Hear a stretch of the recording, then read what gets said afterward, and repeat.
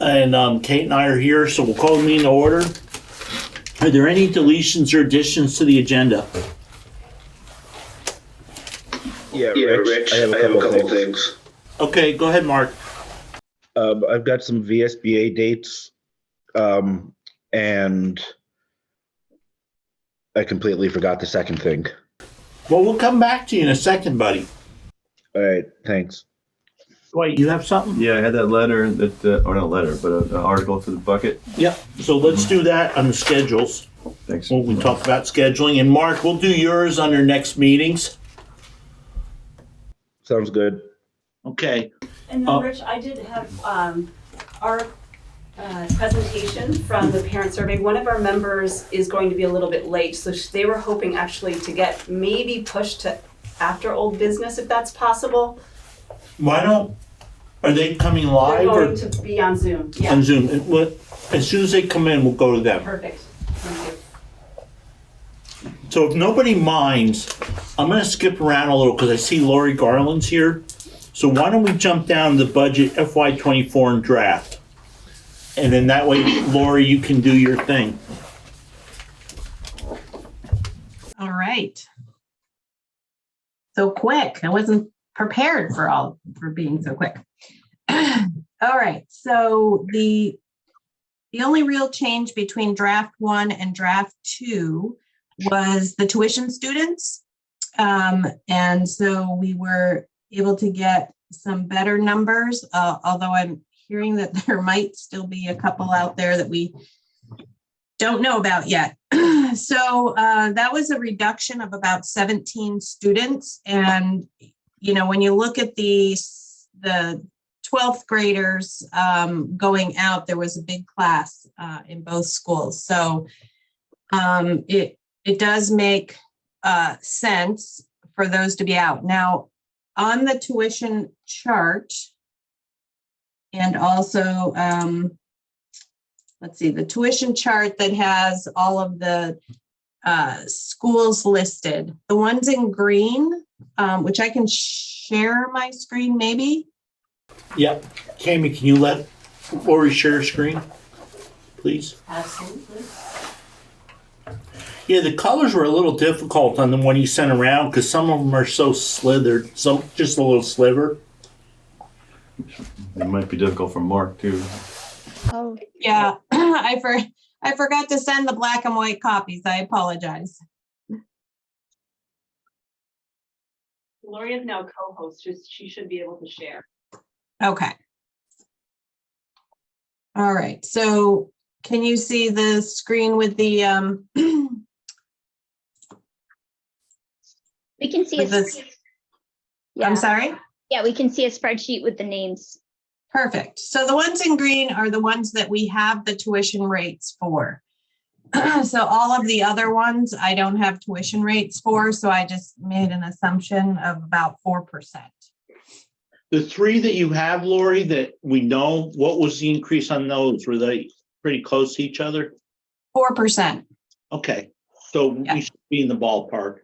Yeah, I think the only one that was more than 4% was Mountain School. And they had always charged the average rate, but this year, you know, they really needed to bump it up. So they came in at the 19.3.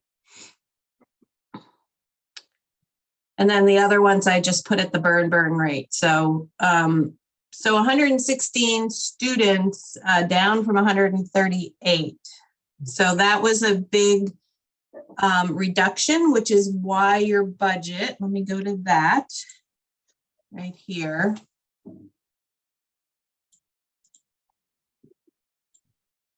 And again, I apologize, I did not send it in black and white. I can do that later today. So if we talk through this, really, I have some better estimates on revenue. I know Stratton is predicting to send 6 students over to River Valleys, and also at least 1 pre-K student that will be at the full 35 hours. Mark's hand is up. Yeah, no, I know. I was gonna wait till Lori was done. Lori, can we take a question from Mark? Yeah, it's great to answer them as we go. Mhm. Go ahead, Mark. Hey, Lori, two quick questions. One, what's the state average expected to be at? The announced tuition, which I think we're going to get to in a little bit, is just being collected. So that statewide average number will not be out before probably March or potentially April. Okay, we're expecting I'm guessing a 8% or so raise in that, considering that's more or less what schools across the state are looking at. Well, we're looking at, as far as tuition is concerned, I've seen, 4% at 4.1 or something like that at Burton. And so that's what I went up for Leland and Gray. But, we'll have the mountain schools that are more than that. So I would say between 6 and 8. Okay, So it will go up quite a bit, I would suspect. Brattleboro was below last year, the statewide average. And, so I think they'll probably have a bump as well. And that's and one of the bigger, you send the kids to bigger places. and that 17,472 is roughly 4% increase. Yes. Okay. I think you already answered my other question, so thank you. You're welcome. Thank you, Laura. Go ahead. All right. So again, no real. Lori, hang on, Laura. Oh, Laura. Sorry, I think I said Lori. Sorry, Hey, Laura. Lori. So I just want to make sure Burton has increased their rate by 4% this year. Yeah, it was a little over 4.1 or something like that. It was, I don't have the letter right in front of me, but. Okay, yes. And how does that compare to previous years? Previous years were around 3. Okay. Yeah. So this is the amount that we are electing to pay over what we are required to pay. So we're increasing the amount that we are electing to pay by 4%. Remember, we're gonna have to do a special article for that. So we. Understood, but I just want to make sure that I'm on the right.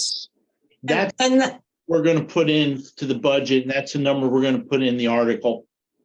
Yeah. And that's what the sending rate is, right? So for the, that's not their normal rate. That's the quote unquote deal that they give the sending schools.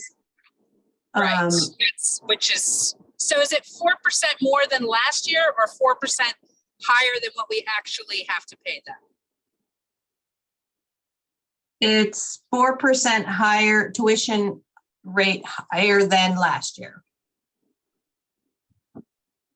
So we have to actually, what you're asking is the statewide average is, that's what Rich is talking about with the article, right? Yeah. So that's the number in there. And so we're paying them 4% less this year than we will next year if you use this number in the article. So if we go with what we're required to pay, it's 4% less than last year?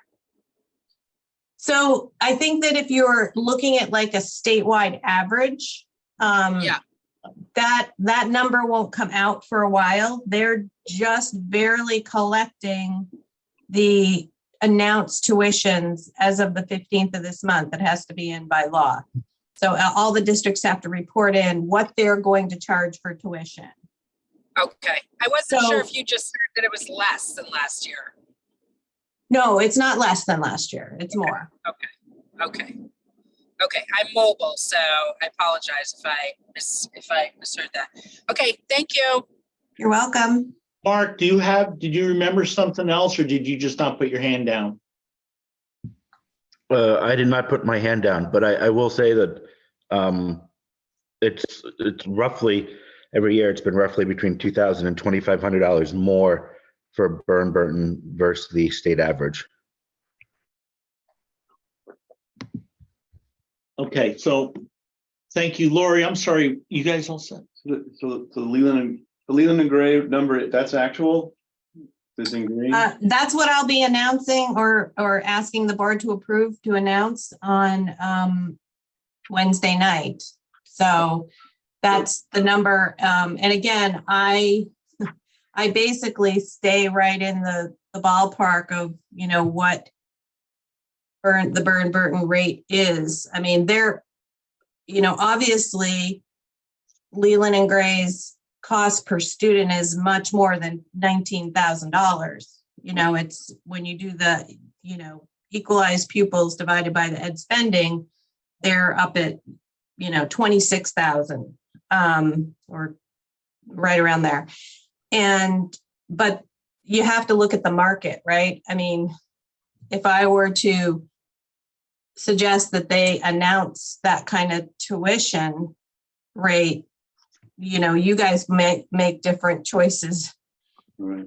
as well. So Well, we also choose, because I think a few times our rate would have been quite a bit higher, and we've chosen not to do that so that, we could encourage some people that are paying on their own, not through their town. So it seems comparable to last year, so I'm assuming the increase is essentially the same as what BBA's increase was about. That's what she did. Yeah. That's what she said earlier. Okay. yeah, Hey, Lori, the other thing too, though, just remember everybody that if we vote the budget at the end of April, we'll have to put the real numbers together, at the end of February, Yeah.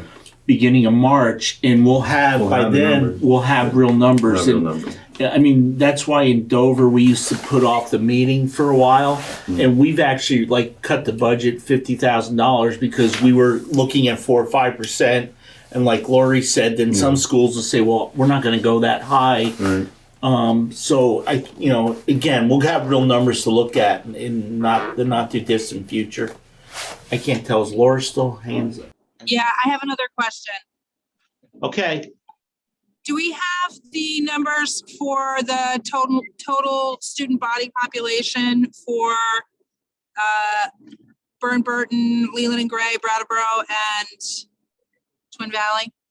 Yeah, you can't see it, but that's what she's showing us right now. The total student body population, not how many of our kids are going, because of course in a larger school, your rate would be lower per pupil. Okay, so why would we want that? I'm just wondering, because Lori, I mean, that's something we usually don't have. Often we do a little bit of fancy footwork around comparing the Burton rate to some of the public schools. Burton's got a much higher student body count. So the public schools should be a little bit higher. should a higher tuition rate is what you're saying? Well, sure, yeah. I mean, that was kind of part of the whole weighting thing. Mhm. Right.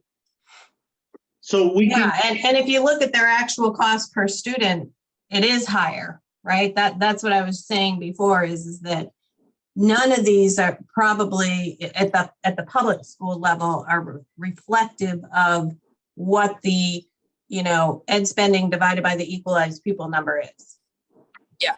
So, I worry in a year when we ourselves have so many less students, which you're detailing for it's a ways between here and there, and when we actually get to the budget,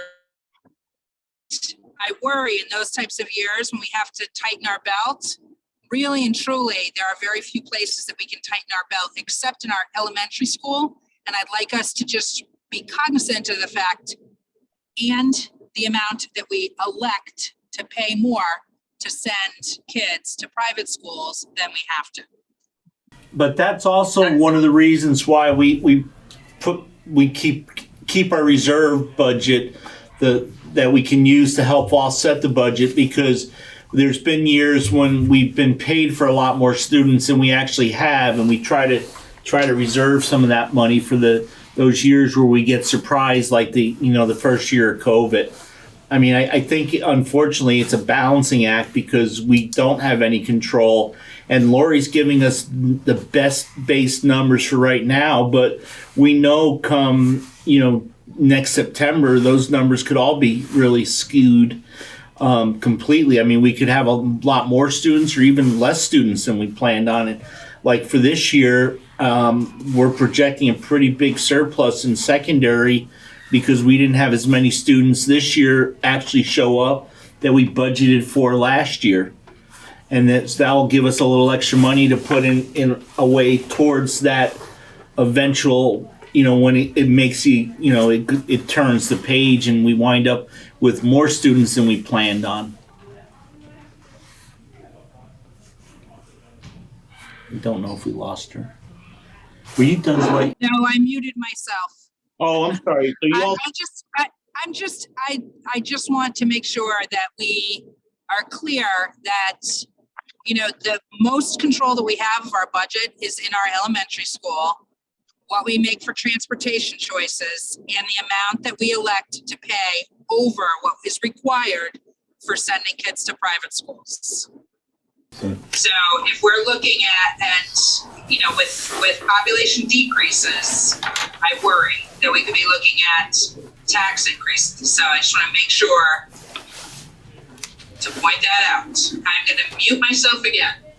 Okay, Lori, go ahead. You I guess I do have one. Oh, I'm sorry, Lori. Dwight has one more thing. Yeah. Okay. Yeah, so Laura mentioned about over the required amount for the private schools for BBA. Just want to point out that by being a sending town, the tuition rate is $2,000 less than what a family would pay to attend individually. So we are getting a lower rate by being a sending town. Well, the parents are getting. A lower rate. Right. If they were to pay. Right. The taxpayers That's are correct. getting a higher That's rate. correct. That's right. Yeah. Okay. Yeah, and I'm honestly not sure if you decided to only pay the statewide average, what rate Burton would use for the parents to pay the difference, right? Would they use the sending rate or would they use the other rate? I have no idea. That question has not been asked. No, they would definitely be the higher rate. Well, it was actually asked when we first started voting this. So Oh, okay. yeah, no, that's what we were told. For me, Yeah. PL, pre-Lori. pre-Lori. PLG. Yeah. Okay. All right. You set, Dwight? Yeah. Kate, you good? I'm good. Chad, you all set, sir? Oh, Mark, do you have your hand up again, or? Yeah, I'm gonna make one quick comment. Oh, Mark, let Chad go, and then I'll get back to you. He hasn't gotten a chance yet. Because I'm not sure if Laura, if you're able to see, because I know you're on your mobile. But right now, the difference that we're looking at between Leland and Gray and Burton is $104. Am I saying that right, Lori? Yeah, yeah, it's not much. So, all schools we're going to see an increase. I have to imagine, and so to differentiate between public and private, without saying, hey, where can we give our community members the best, academic choice for their families? That also needs to be, kept in consideration as well, especially as we see that number, the gap between public and private, as we look at them separately, begin to diminish into a very cohesive tuition rate. Just my thought. Okay, thank you, Chad. Mark, go ahead. So we are one of only, I believe, 2 or 3 districts in the state that choose to pay above the state average for private school. That does not affect the sending school rate. We can still be a sending school, and it would be the same rate that the parents would pay. That's what all other students Yeah. Just pay for BPA. So just hit a historical perspective. When this was presented originally, by doing the sending school, by us voting there, they would guarantee they would always have room for any student from Dover, Wardsboro that wanted to go. If we weren't a sending school and they were to have too many students, then they may not accept them all. That was the other reason that this was brought forth, at least in Dover originally. So it's more than just, it's more than just the rate too. But you're confusing two concepts. You can be a sending school and not have our taxpayers pay the full price. Burton will not do the deal that way. Burton will not accept us as a sending town. And that was part of the original, if you go back historically when this was first discussed and presented to the voters by some parents, that's not what we were told. And I don't think I am confusing it.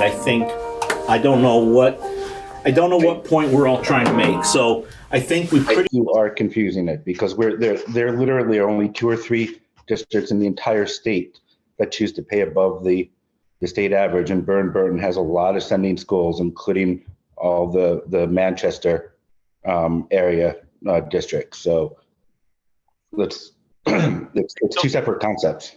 Okay. Are we all set to move on? Have we kind of beat this up pretty well? Okay. Laura, go ahead. I actually have a question about what Mark is saying. So are you saying that the Manchester area is not paying the sending school rate? That is correct. They pay the state average. Wow. Okay. And then Lori, just a question for you, or Richard, just clarifying. Does Leland and Gray have the option of saying no to any students? I don't believe so. No, Lori, I think they can, because we have had that happen to us at Brattleboro and at other schools in the past, unless the law has changed. That they can deny a student? Yeah. They can say that they're full up. We actually had that with Brattleboro. Brattleboro was encouraging students not to go there before the addition. Okay, that's not my understanding, but as a public school, I thought they, if there's the lottery and the school choice, between public schools, then I think that they can do that, but I could be wrong. So we have there's an old agreement from when they first built the Career Center in Brattleboro. It's called the West River Accord, that allowed Dover to send as many students as they wanted to, because at one time they had shut us down. Now that's really old. That predates me on the board, but I just remember Dick Kaufman always told me that if Brattleboro refuses to take more than X number of students, that or up to a certain amount of students, there was an agreement that was signed back in the 70s. So I think schools can say that they don't have enough room. They can't say that to a Brattleboro resident or a member of the district, but from outside the district, I think they can. So let's do this, folks. We can argue back and forth whether, whatever amount Manchester pays. I don't know for a fact. I don't know what these, so the questions to take away is, what does Manchester pay for the sendings to, what does Manchester pay to Burton? And can any public school refuse to accept a student outside of the district, a tuition student? Yeah, thank you, Richard. That Manchester question is actually, that's a news flash for me, and that's pretty important information for me. I can ask my colleagues in the business managers both those questions. Yeah, I don't know if that's a business manager question or if that's a different question. So, I don't know, is that more of a policy question? Is that a superintendent question? Because, I just don't know. So, Lori, let's just talk about that and we'll get answers for the next meeting. Okay. I just don't want to stick you with all this extra work either, because I know it's a busy time for you.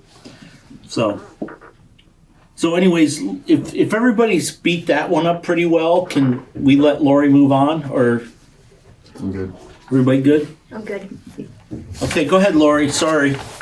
Okay, so again, not a lot has changed all through the budget here, with the exception of when you get into the secondary direct instruction lines. You'll see, let me just scroll down there real quick. Yeah, so we're here, make this bigger. So this is where we're seeing the big decrease here, is playing into the total decrease at the end. So your expense budget is actually decreased year over year. I will say that I got some information over the weekend from the state that I need to increase this budget like roughly about $7,000 to $10,000. So, and that is for the new teacher healthcare assessment. So each, and you've been paying this for years, it goes toward any new teacher that is hired. You pay it's a percentage, or it's an amount that the treasurer's department comes up with. It's for next year, it's $1,500 towards their health care in retirement. So this is we're actually seeing a lot more new teachers in the district. So I want to make sure we capture those amounts in the next draft. You're in negotiations. So Rich, you and I had talked a little bit about this, and that is that special items. That's just a plugged in number there to just as a holding for negotiations. And you can see it's a slight decrease here, 0.89. Does anybody have, Laura's hand is still either still up or up again? It's not up. Okay. So that's where we are at with expenses right now. And like I said, I'll be adding a little bit to the next draft. So does anybody have any questions for LG? If nobody has any questions, I can go ahead and talk about how you're looking this year, just as information. Is that good with you, Rich? How we're looking for what? For this year, how you're looking. Oh, well, isn't that is that your financials for action on the fourth line, or is that something different? I think that's AP, which I don't. So, yeah, if you want to just talk a little bit about so you're going to talk about where we stand with the current budget. Correct. Yes. Oh, I'm sorry. Go ahead. Yeah. Okay. So can everybody see the new spreadsheets? Yes. It says profit and loss. Okay. So right now we're showing a loss of $88,000 in revenues. I probably expect that some of that money to come in. I know that not all of it has been encumbered here. So that'll be a little bit less there. Again, this is actually grouping it. It's not breaking it out by elementary and secondary because it's just a really high level, just to kind of give you an idea. But you can see this $364,000 right here in direct instruction. I'm trying to highlight it here. And that's where the secondary is showing up, where there is a surplus right now. Now, I do know that there is one bill. I don't believe Southwest has sent their tuition bill yet for Twin Valley. So, we'll be not quite as flush there after that bill. But, you can go through and look at these different items as to where the differences are. But in the end, I'll just scroll down quickly to the end. So right now, and again, it's not early, but there will be more expenses, obviously, but right now you're in really good shape. So I do not expect you in the next, how many more months of school, Tammy? Let's see, February, March, April, May. Next 5 to 6 months, I don't expect all of that to be spent. I would probably put it somewhere in the $200,000 range of having surplus at the end of the day. So in good shape for, planning. Thank you, Lori. Mark, is your hand up again, or is it? Yeah, it's up again. Okay, go ahead, man. I think last year during budget season, we talked about looking at the projected student populations based on birth levels. Do we have any of that information, predictions for the next few years? Birth levels? What we were to do, Lori, is go through the town report and Okay. the 5 years before the student, so like we would look at people, 4 years ago, 3 years ago, 1 year ago, and see how many births there were in the towns. And that's been pretty accurate, within 10%, to predict what the, what our future population. It's not going to be the same people always or the same student, but the numbers are usually fairly close. So, Mark, I don't think we have. That's something that Lori doesn't have an easy access to, but we can do that. So I'll add that to my list of stuff to do. Okay, thank you. Yeah, we can certainly project, with the students that we send to the state, right? That's the start of the equalized pupil count. We can look at that and move everybody a grade. But what Rich is saying, I don't have access to. So I think between the two of us, we can get that done. Yeah, it will just kind of like projecting how many new kindergartners and first graders, and so we'll see how that works.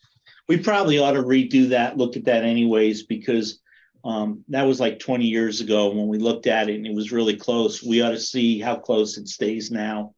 And I think COVID really kind of flips everything, makes everything not right.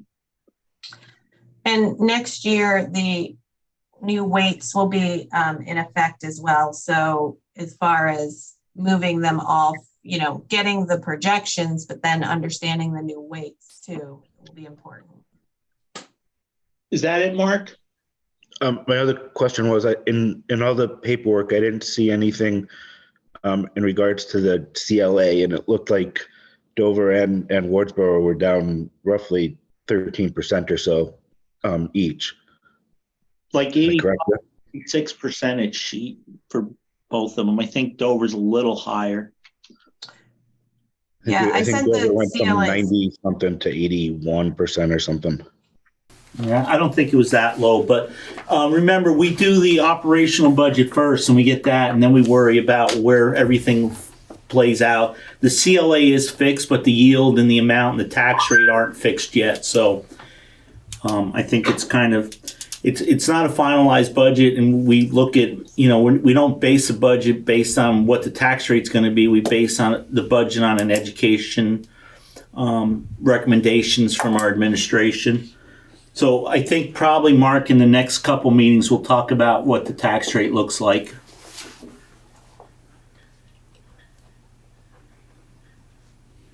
Any question, Rich? Hang on. Are you all set, Mark? Yeah.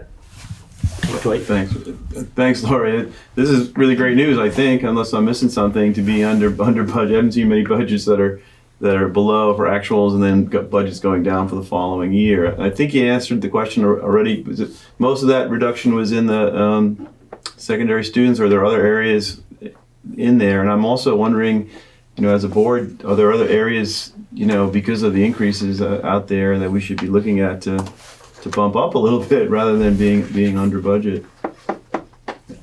I know it's good to be prudent, but I'm nervous with inflation and everything else. Investments for this It is in the secondary that is the bulk of it. Yeah. Okay. Richard. Go ahead, Laura. I don't see. Yeah, so I would like us to do some estimations before we're talking about making investments. So see if the CLA is in the 80s, may have some surprises. Yeah, and I'm just going to go back to 3 years ago when we had the meeting in Wardsboro and we put it off to May, and Lori said I was wrong. And I don't remember the numbers. Lori, tell me again, but we were looking at a tax rate like 30 cents higher than what we actually came in at because, all the numbers weren't all figured out. So I never get worried about tax rates and numbers until, and nothing against you, Laura, but until the people under the Golden Dome kind of do their work, it's hard for us to do our work. 100%, but also with investments. So we've got some canaries that don't look too good usually, like loss of students and diminished CLA. I think we should just be cautious about adding things. Yeah, feeling like we're flush until we actually get to that place.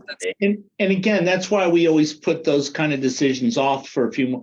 We do the recommended budget with the staff and the administration, and then we'll work on, are there some extras? Yep. Want to accelerate maybe some of the capital spending while it's easier, and do some of those things that we've been putting off because the students increased during COVID and we hadn't planned on it. So I think that's really good. Remember, we don't have to make a decision tonight. We're just running through the numbers one more time with Lori, and then we'll, if there was something that really stuck out there that was really wrong, or if the administration missed something. I know there's a lot of changes coming on. Mental well-being of students and staff has been a big issue with a lot of places, not so much with us, but it could be something that we need to look at. And we still have to play catch up after COVID. I mean, there's still a lot of students that are way behind because, they lost 2 or 3 years, 2.5 years of their education. So Mark, is your hand back up or is that from before? I can never tell. Nope, there it is. Oh, sorry. Thank you, Mark. You guys all set? Yeah. Okay. So does this budget cover everything that we're looking to do operationally? Is there anything else, like you mentioned, is there anything else, Tammy, that you think that have you guys talked about it? If it covers all of the needs that you anticipate for next year? Yeah, so Lori and I met, and I know that Matt and Lori also met, and yes, we put everything in that we were requesting, and nothing had gotten taken away that I know of, Lori. So as far as I know.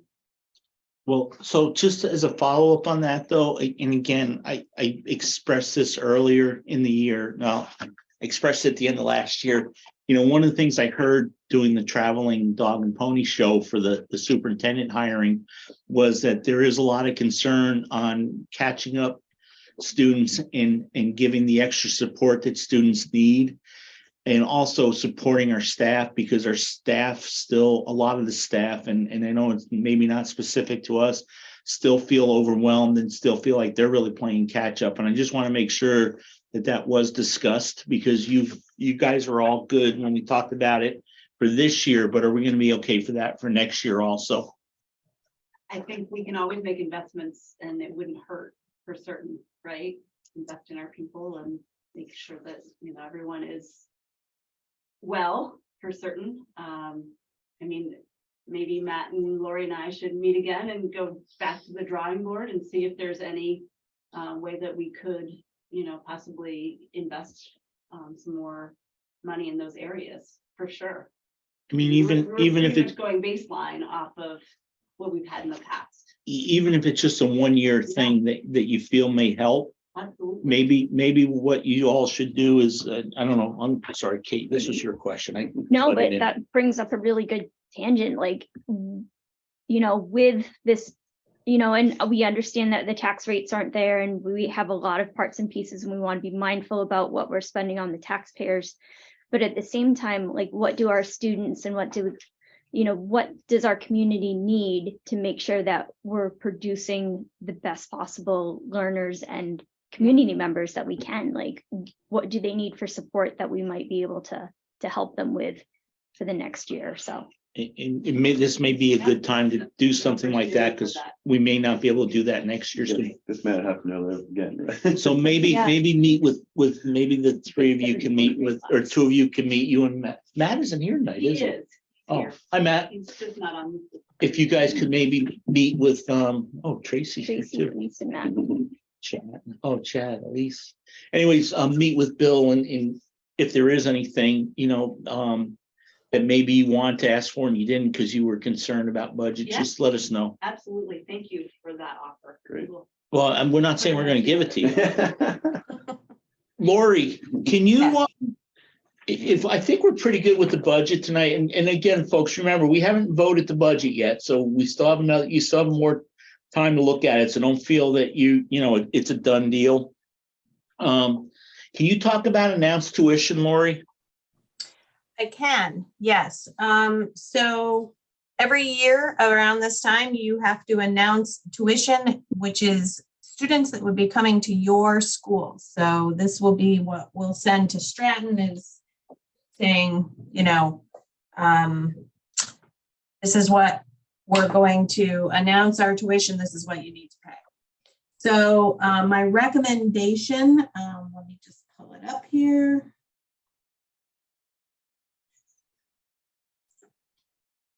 I believe, sorry, had it right open and then I lost it. Okay, so my recommendation is 17.5 for full-time kindergarten and 17.5 for elementary. And what were we at this year? It was 16.5, I believe. And so again, I went basically 4% and then I rounded to the 500.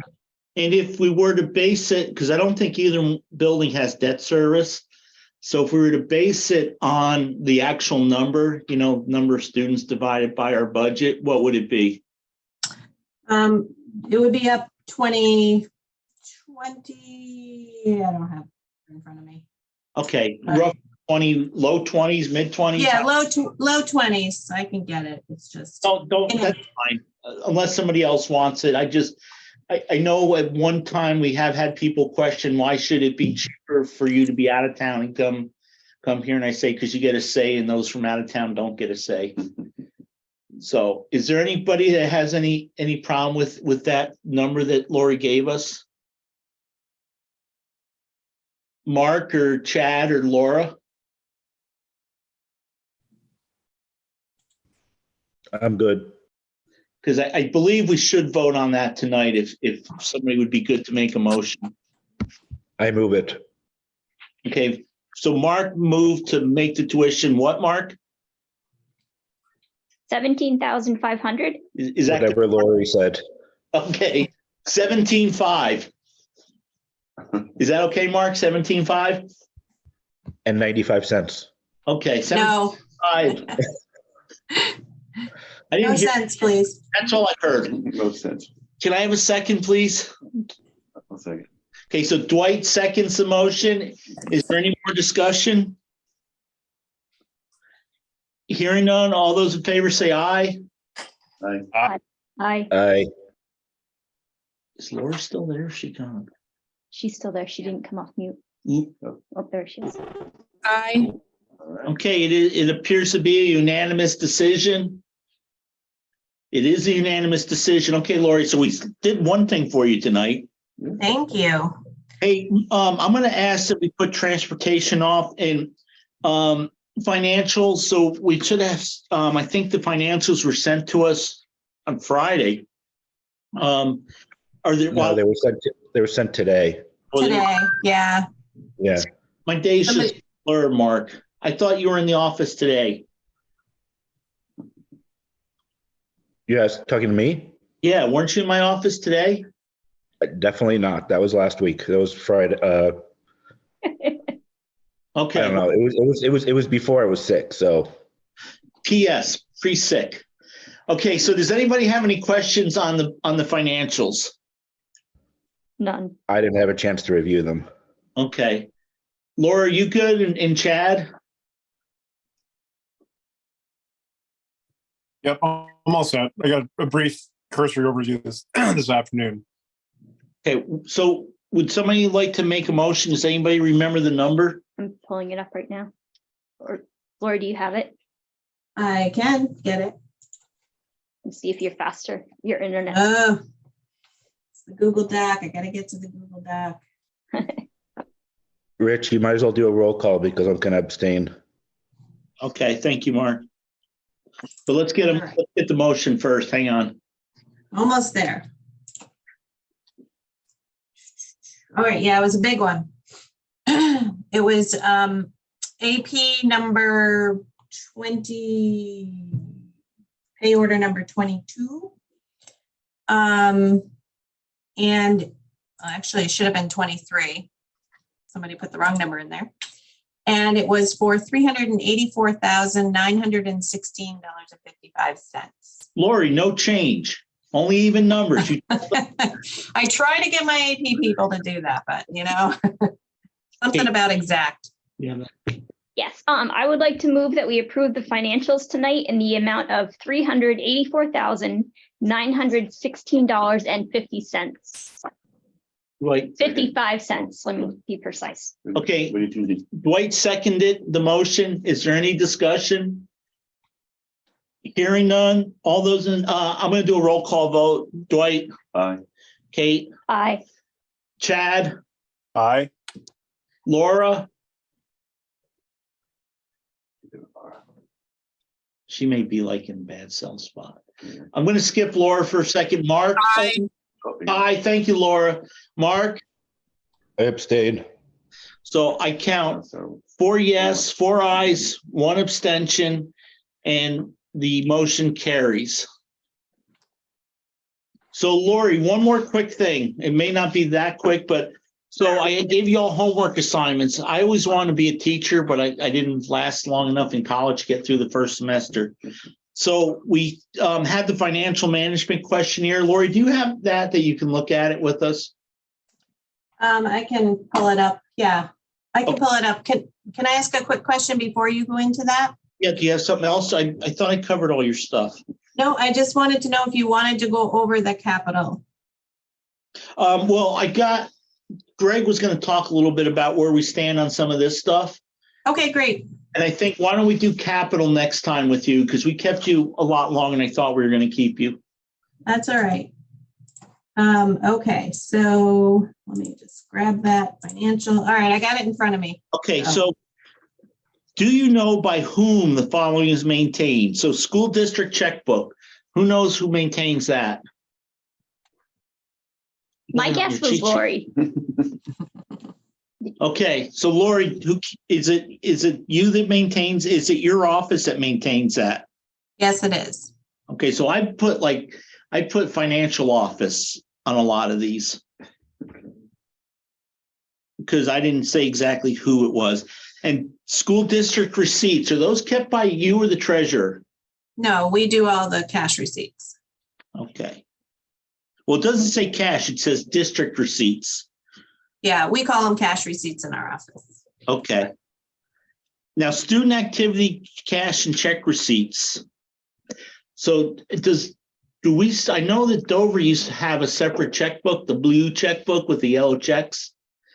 And I don't know what Wardsboro ever have. Do they still exist or did they all get moved into you, Lori? Everything is at the central office. It's not separate checking accounts. It's all out of the same checking account with different funds. Okay, honestly, who knew that? Anybody? I thought that meant the school clubs. Yeah, that's what I thought too, but the school clubs, I think we moved that into because it uses the name of the school and it's raising funds in the name of the schools. A few years ago, we didn't want to have separate checking accounts. I thought, yeah, they had their accounts because they're 501c3s, like they're nonprofits. Okay. So Yeah, we don't do school clubs. This is different. This is a student activity account. because you guys all take a really long time cashing checks. You're killing it. Okay. What then, Lori, can you go over what student activity, whatever the word is after that is, because obviously I was wrong about what it was. So a student activity account is basically we hold it in trust for the group, and they access the payments. We make the cash receipts for it, but they have control over it. So it's not, we don't approve the payments, but we process the payments. A school club is completely different. They do fundraising and they also have total control, but student activities are typically kept at a central office. Well, that's what the auditors would like anyway. What are student activities? So like the class of 2025. So your 6th grade class would be a student activity. That would be a classification of a student activity. For the laughter programs?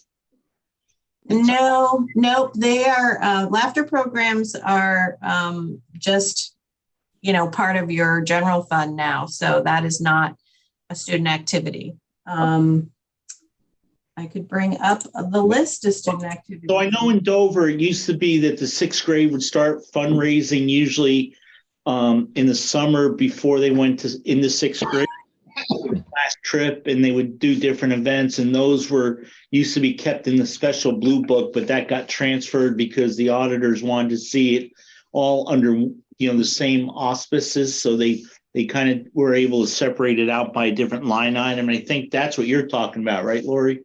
Yeah, so we keep track of it by activity, right? So it's just like a fund where it has a starting balance and you add your revenues, subtract your expenses, and you have an ending balance. So student council, 6th grade trip, Tubathon, the 1st grade New York City trip.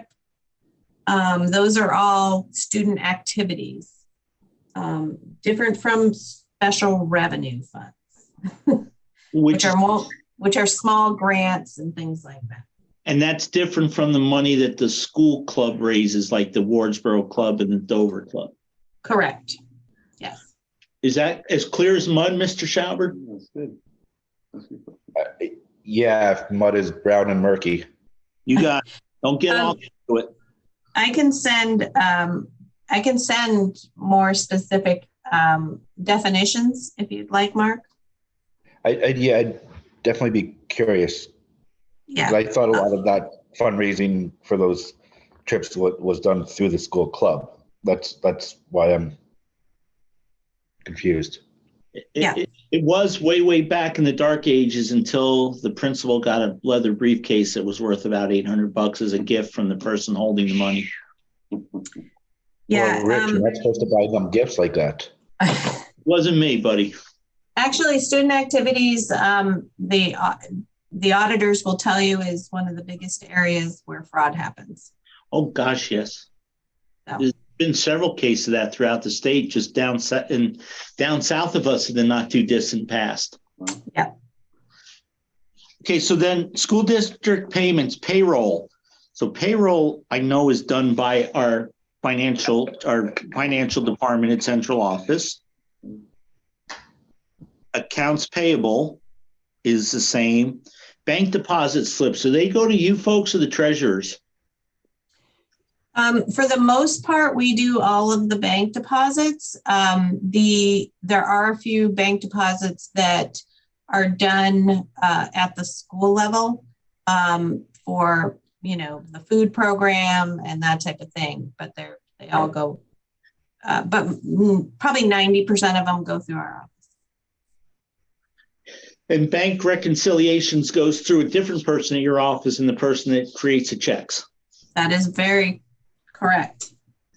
Okay, so the person doing the bank reconciliations cannot take the money to the bank. Oh, I wonder why. You're making it so hard to steal. And then are all bank statements and ledger banks reconciled monthly, and by who? And I just, again, somebody in your office other than who writes the checks and who makes deposits. Yes. I can give you names for all these people if you want. I don't believe in names. I believe in positions. Yes, right. Rich, can I ask a question? Go ahead, Mark. What does our treasurer do? Our school district treasurer, Yeah, they have to get all the money from the state and make sure it gets deposited to Lori.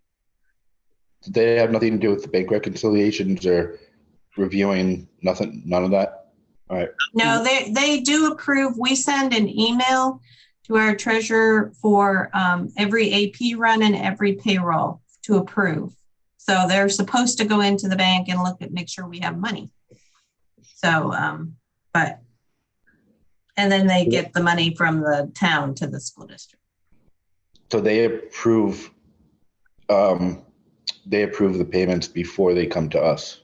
That's correct. They're approving it.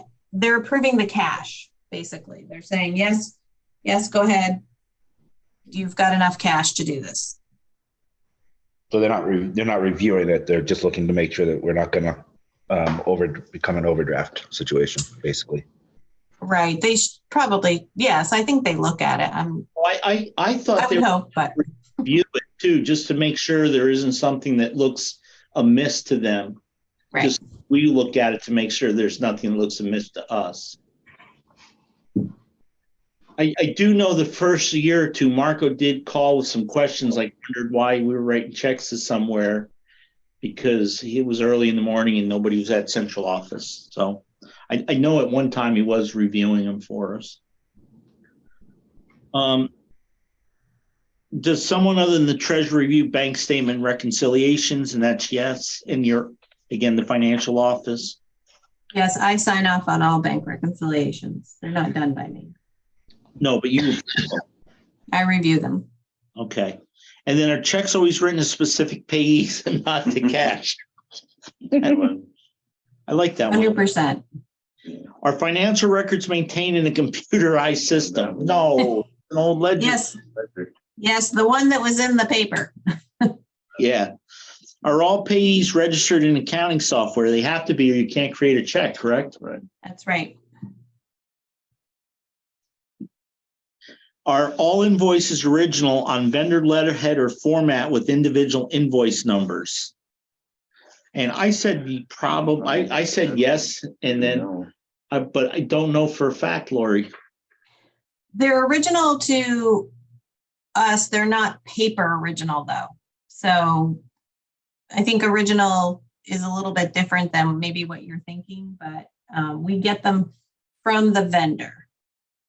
So really, this questionnaire should be updated a little bit to reflect more current stuff. Yes.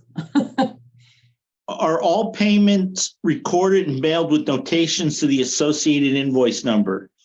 And I said yes, because we see that usually on the on your banks, on the paperwork you send us. Right. And the school district hold current W-9 forms for all vendors. And I thought at one time the software, if you don't have a W-9, you can't print a check to them. That's not the case, but we make sure we have W-9s. Okay. And does the same individual open the mail and deposit checks? And that one I believed not also, but I believed it was in the same office. It's just different people. Right. It's different people. But it's all in the financial office. Well, actually, the receptionist opens the mail and stamps it. Okay. This one here, I think, is old too. Are pre-numbered checks used for all bank accounts? Don't you just have check stock and then it prints it? We have pre-numbered checks still. Yeah. And then are unopened bank statements delivered directly to the treasurer as received? And no, because they go to your office. Right.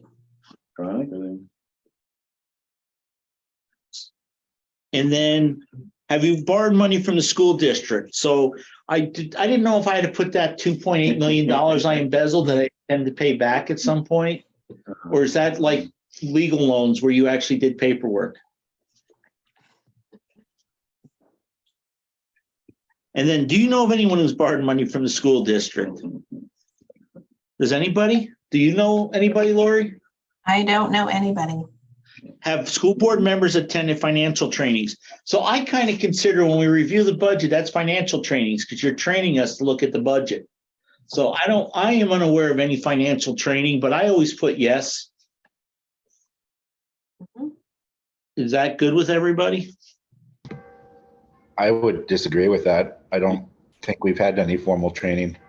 Well, it doesn't say, have you ever had any formal training? It says, have you attended training? Attended. And Lori's training us when she reviews this with us. So I guess we'll have to have a vote on that. Who wants to put yes and who wants to put no? Dwight, what do you think? But no. Okay, what do you think, Kate?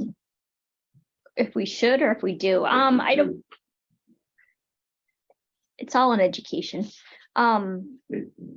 Yeah, so it's all information that we're learning every time we look at the bank statements, every time we look at anything, it's all education. Well, that's kind of how I felt. Laura?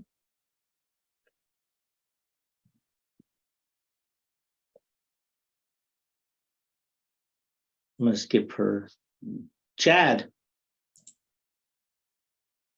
Is Chad still there? I'm definitely here. Hard to call it training. It's definitely an education. I mean, we're continuing to learn every day, but excuse me.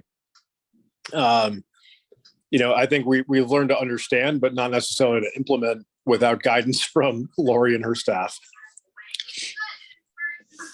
Take that. I think he's saying no. Okay, you say no. So I got 2 no's. Mark, you're no. That's correct. Laura, you back to weigh in with us?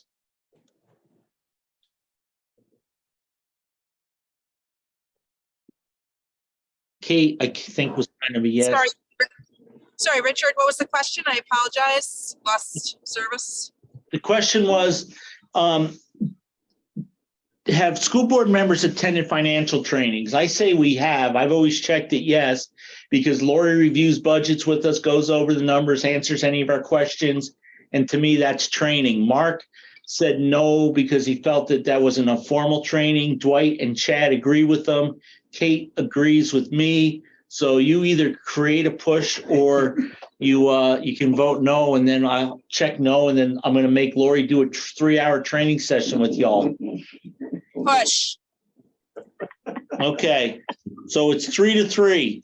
So I'm going to put yes, and then I'm going to make Lori do a training class for Mark, Dwight, and Chad. We have to do the training? Yeah, only you guys.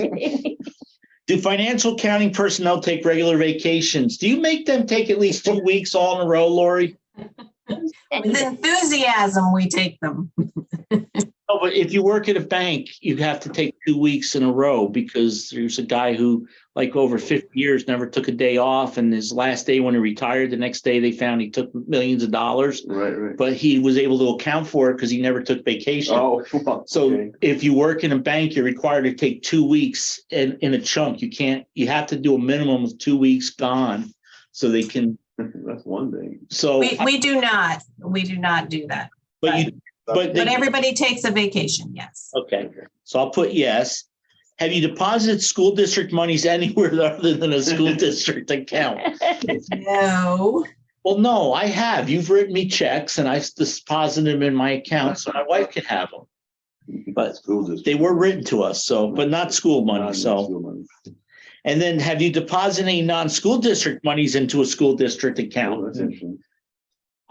No, because it would you couldn't get it, you couldn't deposit it because it wouldn't be to the right place, right? Right. Did that once. I said that. The bank rec would not reconcile. Like the phone. Yeah. No, I had that happen too recently. Yeah. Joy was just saying though, like you accidentally put the wrong check in the wrong bill. With the electric bill check, and they cashed it. Yeah, they don't care. Is it common practice for staff members to rotate responsibilities and cross-train periodically? And I put yes, because that's part of building the term Bill uses, building capacity within the district. So are we good with that one, Lori? Yes, I'm big into cross-training. Okay, so you do the running and then the cardio and then the weights. Yeah. Student activity receipts deposited within 48 hours of the event. I said yes, probably most of the time. Yeah. And then have you experienced a theft or embezzlement during the last 5 years? And I put no. And then has the school district have written policies and procedures from financial operations? I know we used to in Dover, we had a really big book that Helen put together. So I don't know, do we have that now that it's changed over to your office? Absolutely. We are audited on our procedures. And as a side note, I'm actually working with a consultant that I got a grant for that is going to put our procedures on a Google site that will be accessed by the public. So yeah, we're working towards that. Okay. And then, so would you also send to us the copies of those so we can say that I can answer yes to the next one? Yes. Can I wait till she gets it all put together? Yep, I'm going to note that will be when completed. Okay. Because she's going to make it look nicer than what we have. And then is there a standard procedure to ensure that gate receipts reflect the event's attendance? I put NA, we really don't have it. And then is interest in school district accounts apportioned to each account? And I put yes. And is there any changes in authorized signatures during the fiscal year? And I don't believe so because it's your office and the treasurer can sign, correct? Correct.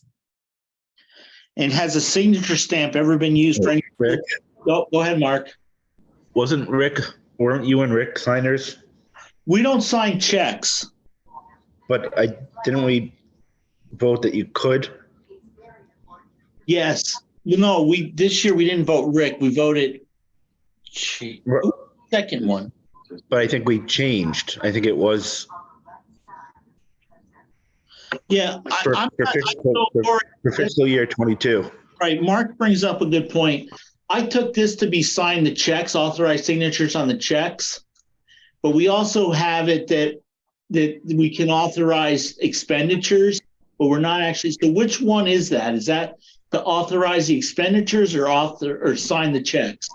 Yeah, I do not have a check signing agreement with the bank for anybody but the people in my office and Marco.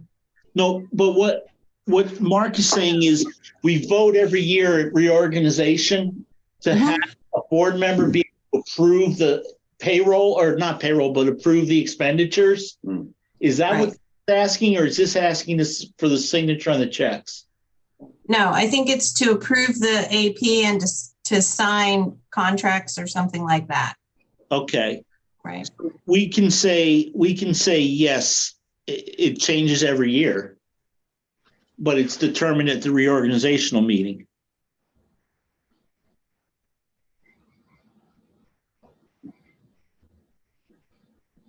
Cool. And then has a signature stamp ever been used for any school district account? I don't believe. Yes. Oh, you do? Yes. Okay. Who holds that? Myself and Terry Fletcher. And do you have pre-numbered receipt books for cash payment?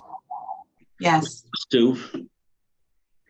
And have you attended training on record keeping? And I put no, I have not. Are there any school district financial records maintained in manual form? So I didn't know how the lunch stuff was maintained. No, it's all through the electronic.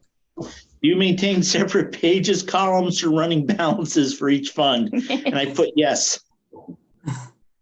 This is where it needs to be updated. Right, but I mean, on the spreadsheet, you assign it to the account, and then it falls in that account, right? Yeah, we keep track of the separate funds, columns, running balances in the software, but yes. Right. Are checks written by the same individual who approves payments? And I put no. And do I participate in any business which does business with the school district? And I put no, not this year. And does any employee that you know of participate in any organization as a vendor? Do any employees you know participate in any? And I don't believe there is any. I mean, Frank used to do that, but I don't think we've ever done that since he left, right? I can't think of any vendors that are also employees that do any type of work other than work. So I think that's what it means. Now, this one was difficult. Have you questioned the lifestyle of any associate reflects their normal income? So, Lori, those, mink coats you've been wearing and those, champagne lunches and those Mercedes and stuff, I was, I wasn't sure. She's using the vacation time. I'm not sure where she's going. And our bank accounts and fund balances reconcile on a monthly basis. I put yes. And that's the financial office. And does the school district loan money to town employees? Well, if you won't loan it to school employees, I hope you don't loan it to town employees. So I put no. Is there anything we missed? I don't think so. Mark, go ahead. Nothing. Okay, so if nobody has a problem, then I'm just going to sign it on behalf of River Valleys, and I'll get it to you, Lori. Yes, that'd be great. Okay, so didn't this come from VSBA at one time, or who prepared this? Or who created it? Yeah, I am actually not sure. It's legally you're supposed to do it once a year. But I'm not sure who exactly. Yeah, I think it's being replaced. I would think it would be replaced with the new DQS, the district Quality standards. Education standards. I just reviewed something that VASBO is going to review on Friday that has financial information. So where you have the EQS rules that are being rewritten, they're also including the superintendent's office as well, having those types of monitoring, basically. Okay. Well, so Lori, don't forget, you got to set up some kind of brief training for Mark and Chad and Dwight. But I think, what I'd like to do is maybe sometime after budgets are done, just kind of go through how, maybe run through the life of a invoice at central office and life of a check that comes in. And just talk to us, and maybe let's plan like an hour, and we'll call it a formal training session so we can mark that yes next year. Sure. Okay, so I'm going to make a note of that, Lori, to set up a training for us. Okay, so is there anything else for Lori before we let her go? We've kept her for an hour and 15 minutes.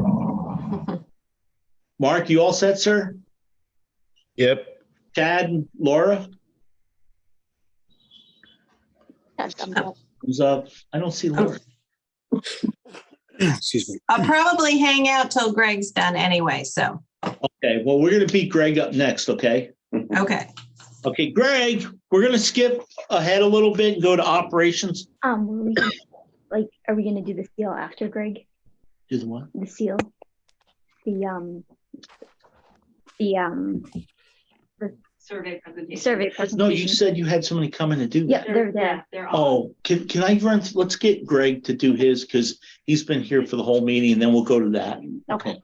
I'm sorry. I was thinking coming in person. Hey, Greg, go ahead and we got the operations update. So can you, I'm sorry it took a little longer than I thought, but can you want to speak to those items? Yeah, sure. So the operations, So I don't know if you have the agenda, but you were going to talk about the tractor. Yep. I'm trying to find it. Yeah. So the tractor, just last week, they called me and found that the clutch basket was no good.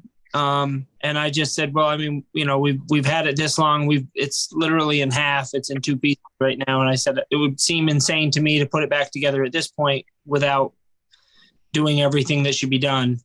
So I approved them to go ahead and order in a new clutch basket and do that. We're around, I would guess we're probably up around 12 grand right now.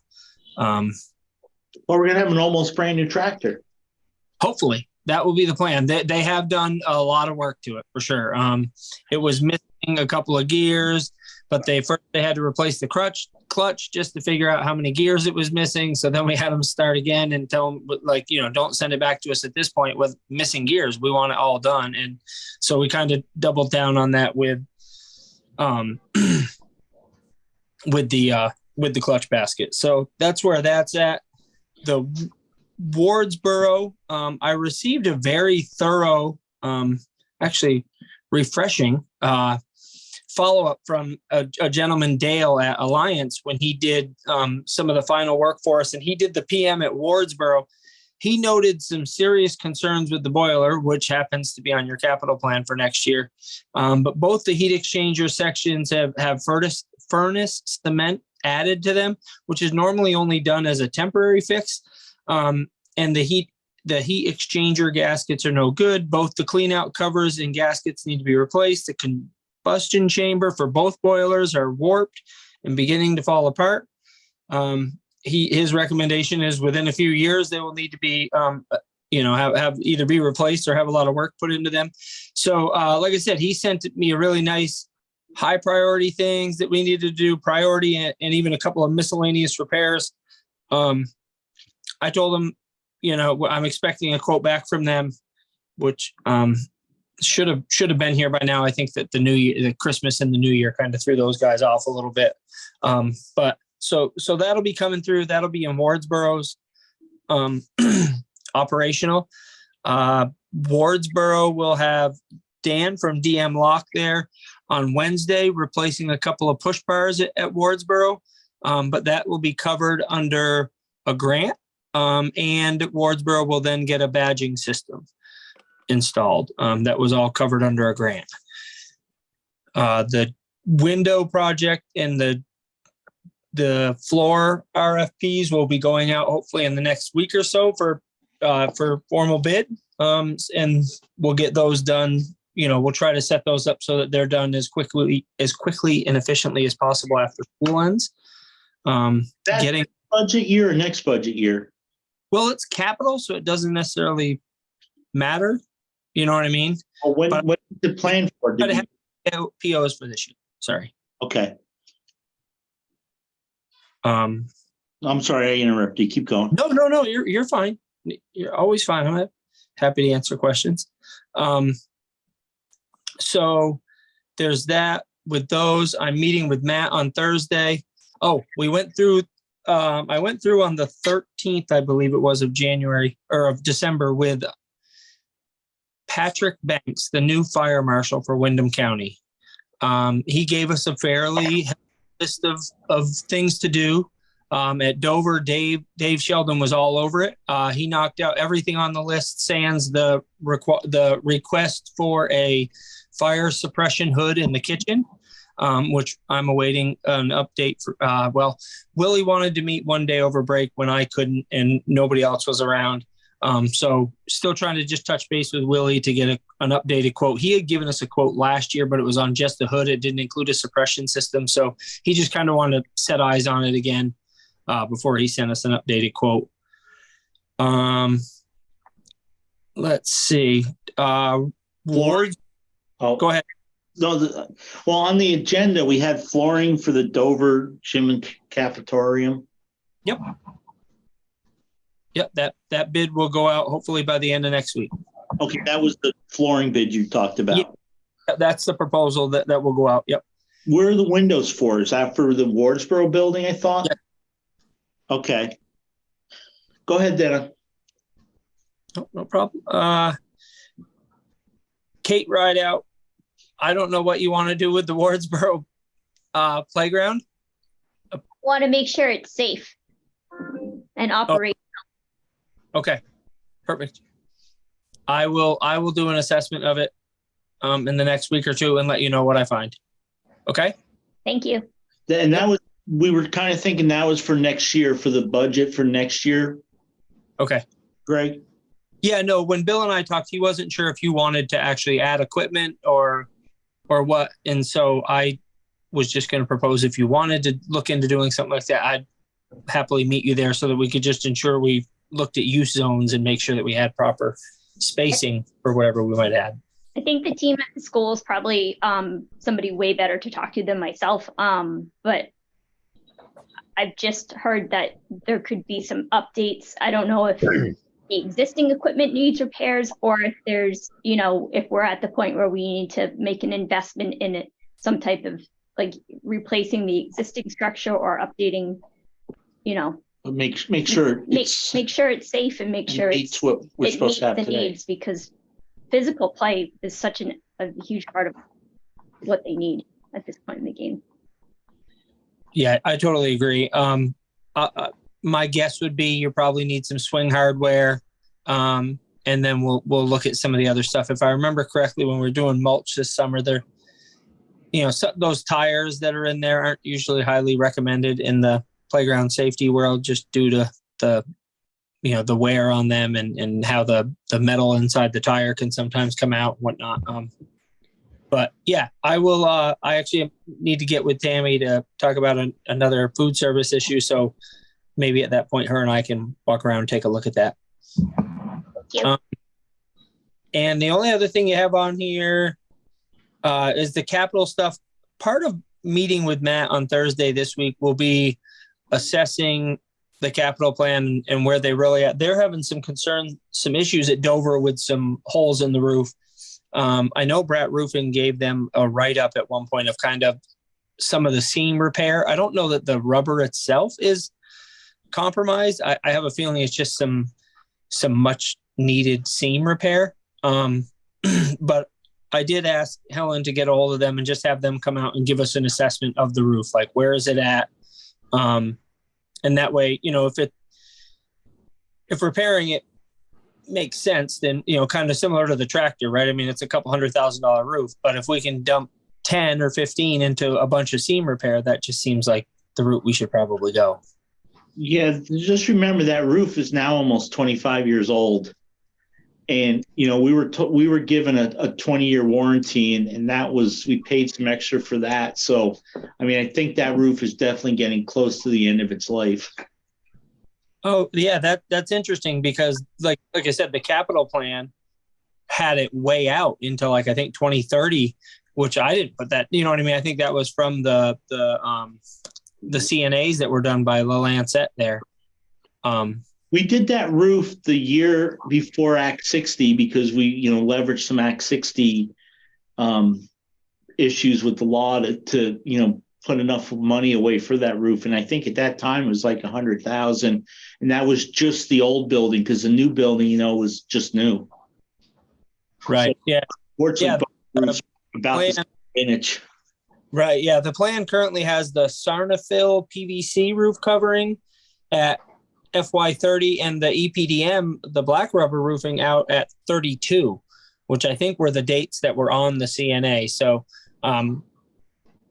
I don't always know where they come with their information, where that was prior to me. But I think that's kind of why feel like we need to meet too, is to discuss like where we're really at with that and the reality of it, especially considering how much of a costly project you're potentially looking at. I thought that was a different type of roof, like the material lasted longer than a roof. Well, it was, but again, it's 25-year-old material. It's quarter. Okay. So yeah, just again, we want to just kind of compare some capital numbers, and it may be a good year to move a couple projects up a little bit. But then again, too, cost of materials are higher than they've been in years, and I don't think they're coming down much, and labor's hard to find. So, but we also don't want to have an issue where we've got buckets under the roof again to catch all the water. So. Yeah, absolutely. Yeah, exactly. It's that real, catch-22 of like making sure you're being conscientious of the budget and the money that's there, and not at the same time creating hazards for kids to try to learn around. So do you think for the first meeting in February, you could work with Lori and put the capital budgets together and have that to us ahead of time so we can look at it? Sure. Absolutely. Does that work for you, Lori? Will that give you enough time? Yes, that's fine. Okay. And then we just had vehicle update too. And I think we're waiting on delivery on one bus. Yeah. Lori and I just looked at that today. It looks like was scheduled for May when we accepted the contract. Okay. So, though we did talk about today about you had the other bus pushed out quite a ways for replacement here. If you look, you had initially, we moved it up a handful of years. I think you had it out at 2030, and the concern, I think, by both Lori and I was that if you're talking about a bus that's a 2012, and the one we're replacing is only a 2013, I believe. So I think the concern was just that, if we wait too long, we might be in a situation where you put all the wear and tear on the new one, because of course, if someone's walking out to that lot, they're going to choose the newer bus to drive, and then you're going to put tons of miles on that. And, now you're out looking for two buses because we strung one along too far. So Lori and I moved that one up to 26. It didn't fit in the schedule well because we don't have enough money to do it. So that was why we moved them around. Yeah, plus we're electric bus possibly. Yeah, and Dwight wants an electric bus that isn't going to work. Turns out if anything got them all. They got like 4 electric buses over there. Yeah, well, they're all flat and they don't go up the hill. I don't know about that. Plus, they don't get snow when we have snow. Is that what it is? Yeah. Okay. Anyways, okay, but Greg, yeah, that definitely just give us a report. The other thing too is it's not. I didn't think it was the choice of the person walking out in the parking lot. I thought that you assigned buses to be used, and I don't know. Well, I don't know either. I thought that's how it used to be, but am I doing that, Rich? Do you want me to do that? I don't know. I mean, I just don't know. I mean, Yeah. When I meet with Matt on Thursday, we'll discuss kind of how that's contemplated. You know what I mean? I agree with you. I think that if you leave it up to someone, we do need to say, hey, you always need to make sure that you're conscientious of sharing the wear and tear on the vehicles. Yeah, I mean, the two were fairly close in age, and when we were only running one at a time, we would run one for a week and then run the other one because it doesn't do them any good to sit either. So, right. Yep. So I'm not sure how all that works, but I mean, that's something we ought to look into because you don't want to put all the mileage on one or the other. Yes, I agree. Okay. Mark, go ahead. 2 questions. One, you mentioned the boiler at Wardsboro, but that's not on the operational budget page. How much are we looking at for that? When I get a quote, you'll know. It is not on the operational page. You're correct. It is on the capital plan for next year. I don't have a quote for it, and that's why it's not on there. But I guess for me, I don't view it as optional, right? I mean, it sounds like we've maybe in the past done some just kind of quick repairs and then never went back and did the proper repair, which would explain the cement rather than actually replacing the gaskets properly. So my gut told me that we should probably get that done. But that would be a capital expense. That's not an operational expense. Well, I guess if it's not over $5,000, it's not supposed to be a capital. Capital usually is something of over $5,000, and I think that would be considered maintenance and not project. You're going to fix it or replace it? Fix it. This is the repair. The replace it is on there on the capital for next year, and I think that still obviously needs to happen by the sounds of these boilers, because we're just going to do. Basically, we're going to do a really thorough cleaning. These guys cleaned it and they said, hey, you have this, this, and this. It's still an issue that's not part of a normal boiler cleaning, but these things should be done. There's a strainer basket on one of the oil pumps that doesn't exist, that there should be one in there or a filter basket on one of them that's not there and should be. So, I think those things should be done. Well, if that's operational, that goes under, that's repairs and maintenance on operations. I'm sorry. Correct.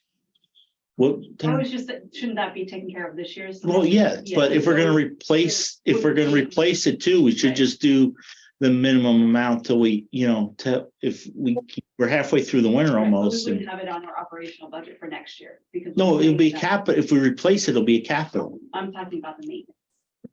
If we're getting these things done this year, it will come out of this year's budget. Right. Yeah. No, it's, yeah, Mark was questioning why it wasn't in the operational budget.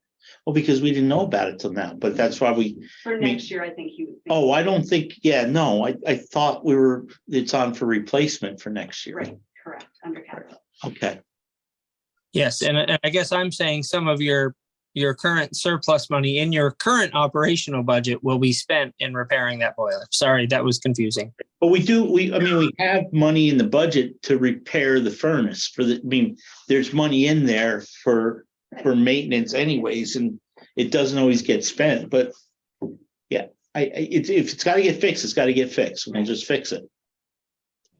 Perfect. Okay, Mark, I'm sorry, did you have something else too? Yeah, one other question. At Dover, you got 6,000 for exit doors. Can you just elaborate on what that is? There are lots of exit doors there that are rusting out at the bottom and on the frame, and we're going to start replacing them. That was prior to me. That was part of the CNA response.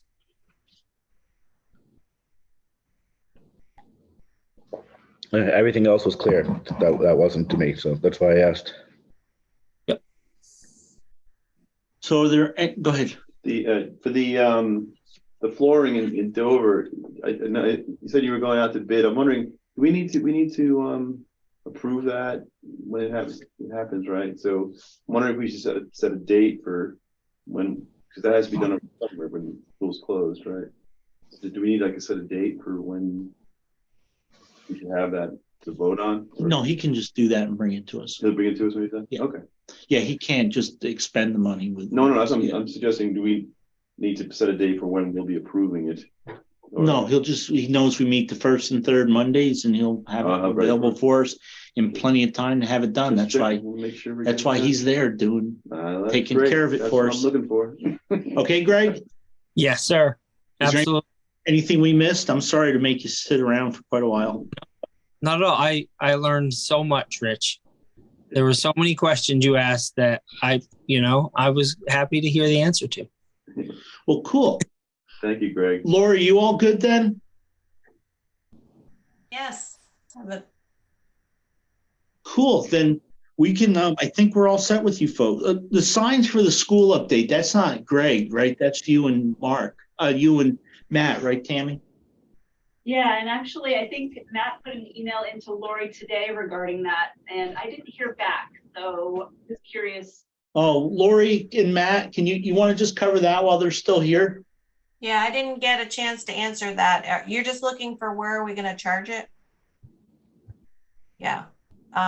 We'll probably charge it to business, to the operational budget.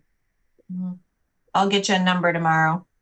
And one of the main reasons why we have held off on that was because of the logos. So we've been waiting for the logo mock-ups from for the website project, and we're working on those. Okay. And hey, Mark, the transportation request, do you need Greg for that? Nothing was done about it, so no. Okay. Well, we don't need Greg. So thank you, folks. Lori. Can I just ask a quick question? Actually, when Tammy mentioned the website project, because I'm just wondering if I should be sending any of these documents to anybody to post on that website yet? Good question, Matt.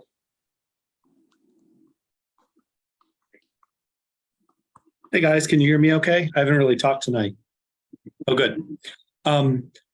Yes, Lori, we're in the phase where we're collecting content for it, and there are going to be some things that the vendor will want from the board, particularly, financial things, historical documents, and all that.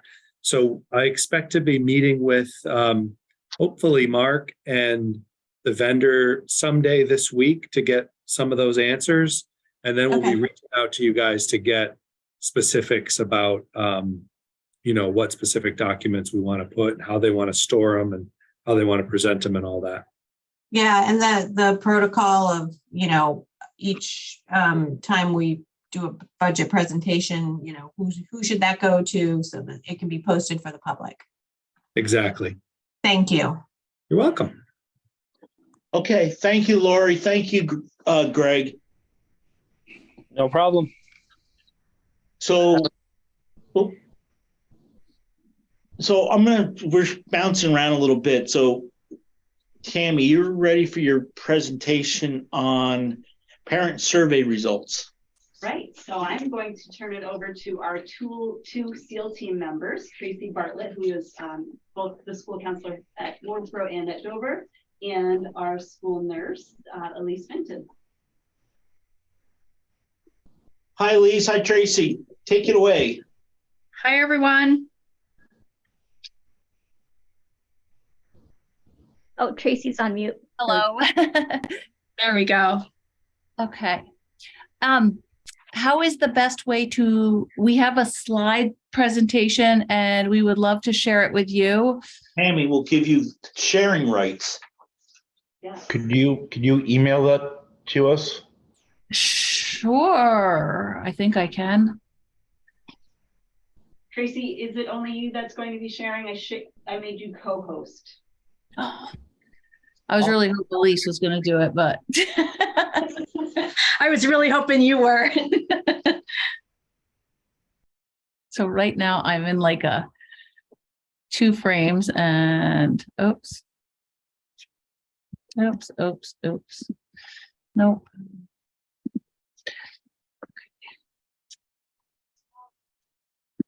Okay, let me.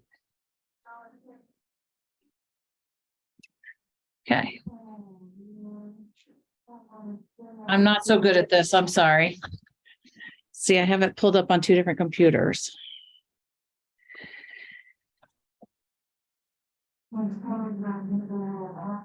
You email it to Tammy and she can put it up. Is it just the survey results or is it a presentation? It's more of a slideshow, like presentation. Slideshow. Yep. I'll email it to you, Tammy. Hold on. I was gonna say, would it be easier to have Elise be the co-host if she's more?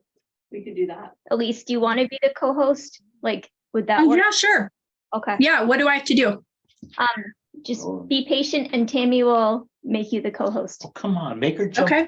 on one leg and pat her head and rubber. Done. Excellent. You are ready. So if I share my screen, like I've not done this before, but let's give it a try. Yeah. So hit the share screen button at the bottom. Okay. And Information and go ahead and share. Yeah, don't share your web browser. Nobody needs And to then see your you pick teams. your screen and then hit share. I don't want to share that. There you see, I knew it. Nice. Tammy, I did share it with you just to let you know. Oh, perfect. All right. Because I can't, it's not popping up and I don't want to.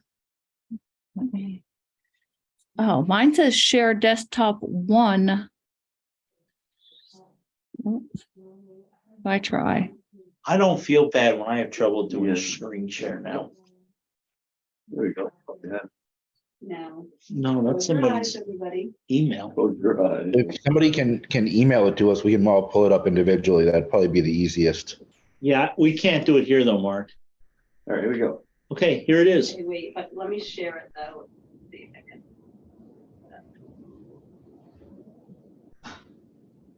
There, is that it? Perfect.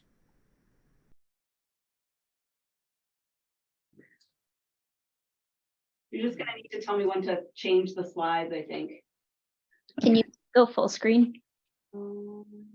Is that?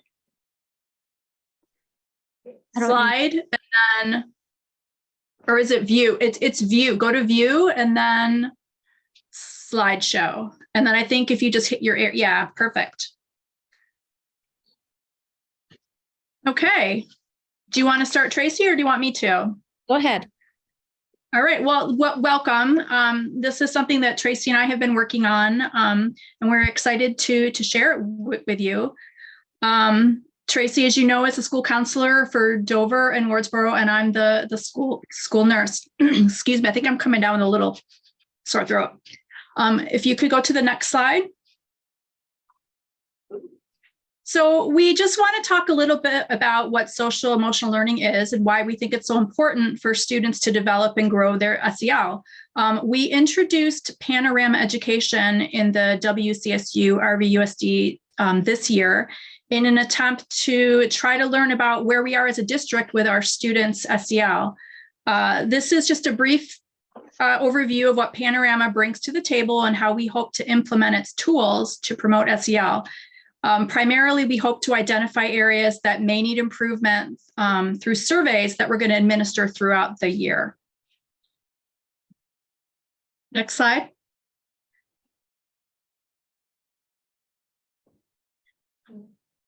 So social emotional learning is an integral part of education and human development that encourages trusting and collaborative relationships, rigorous and meaningful curriculum, and ongoing evaluation. Sorry. Oh, you can go to the next one. Yeah, so our students have many different qualities and skills that we know are really important for them to not only succeed in school, but to thrive once they leave school. Administering these SEL surveys help us to understand not only how they feel about themselves, but it creates an opportunity that allows us to better support them in developing these critical skills.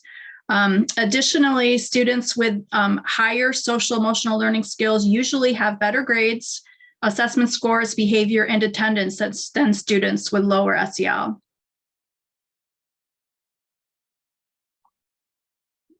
Which will lead to higher graduation rates. So these are the two domains of social emotional learning. One is the skills and competencies, such as the growth mindset, grit, being able to settle in with discomfort and managing it, self-management, self-regulation, social awareness, what their piece is in the school and in their social groups. Then there's supports and environment, such as the school climate. We're monitoring that to see how they feel while they're at school, student-teacher relationships, school safety in the building, safety in the playground, on the bus, and a sense of belonging. So do they feel like they fit in and that they have a place in the school and in the classroom?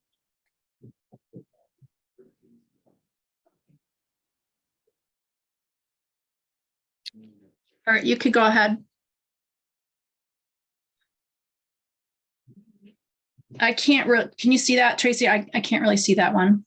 Yeah, so SEL skills, so SEL has a significant positive correlations with traditional metrics of student success. This means that students have higher SEL, like we said, have better grades, assessment scores, behavior, and attendance than students who don't. Compared to kids with low SEL, kids with high SEL are twice as likely to have an above average grade, 60% less likely to have one or more behavior incidents over the course of a year. So we're hoping that by promoting SEL, we're going to decrease behavioral incidents and help kids be more successful. Next slide. And just to echo what Tracy's been saying, this SEL helps students, to not only function in their school environment, but it gives them skills, or it teaches them the skills that they already have. It reinforces them to navigate well after school. And it's just really, we're trying to cultivate that love of learning all things, that curiosity and that social awareness. We're just trying to get a pulse on where we're at with that. Next slide. So what does this look like for our students? And I'm not sure if this is,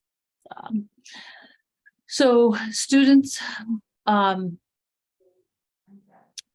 social emotional focuses Yep. on self-awareness, self-management, social emotional learning, focuses on, responsible decision-making, relationship skills, and social awareness.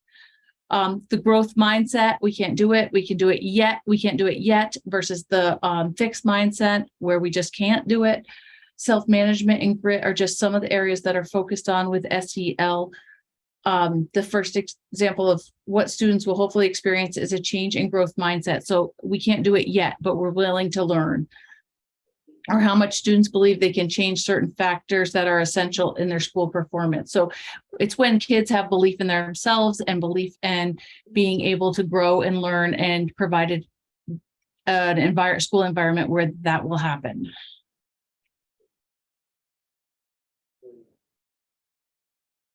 And so another area of the SEL that we're focusing on is self-management, just another example.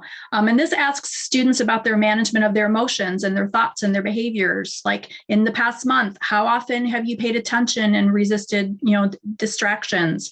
How often did you let others, did you allow others to speak? How often did you keep your temper in check?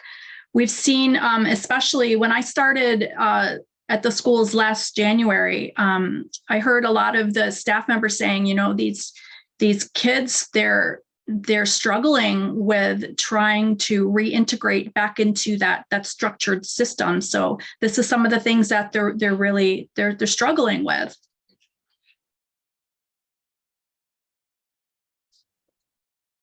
And grit, how well students are able to persevere through setbacks and achieve important long-term goals.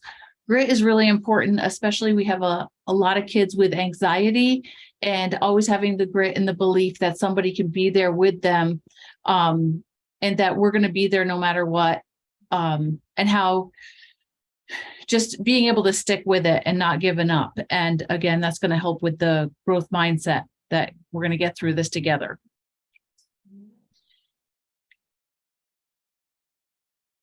So what are we doing with Dover and Wardsboro? This is where we're at now.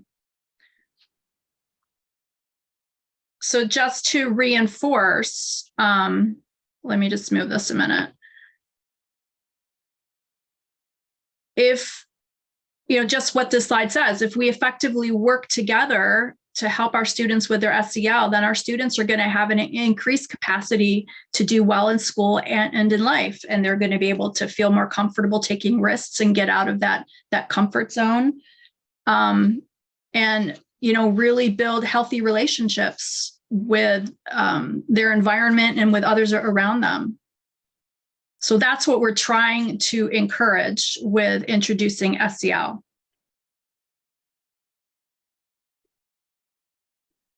Next. That's the last slide. I think it's not letting me go any further. Uh-oh. Oh, there we go. Here we go. So here's some of our data. This is, we did the parent survey, which I will show you, or we can see, or we'll talk about. But what we did, we asked some open response questions. So we wanted parent feedback on, because it's canned questions. So we get a group of questions that we ask parents, but this is just free responses. So 1 to 2 steps that could your school take to make improvements that you feel are important. So these are blue. I coded them to the school color. So this is Dover's, a full day of pre-K on Fridays, more foreign language instruction, increased parent involvement in the school, such as they were looking at like sports activities, more coaching.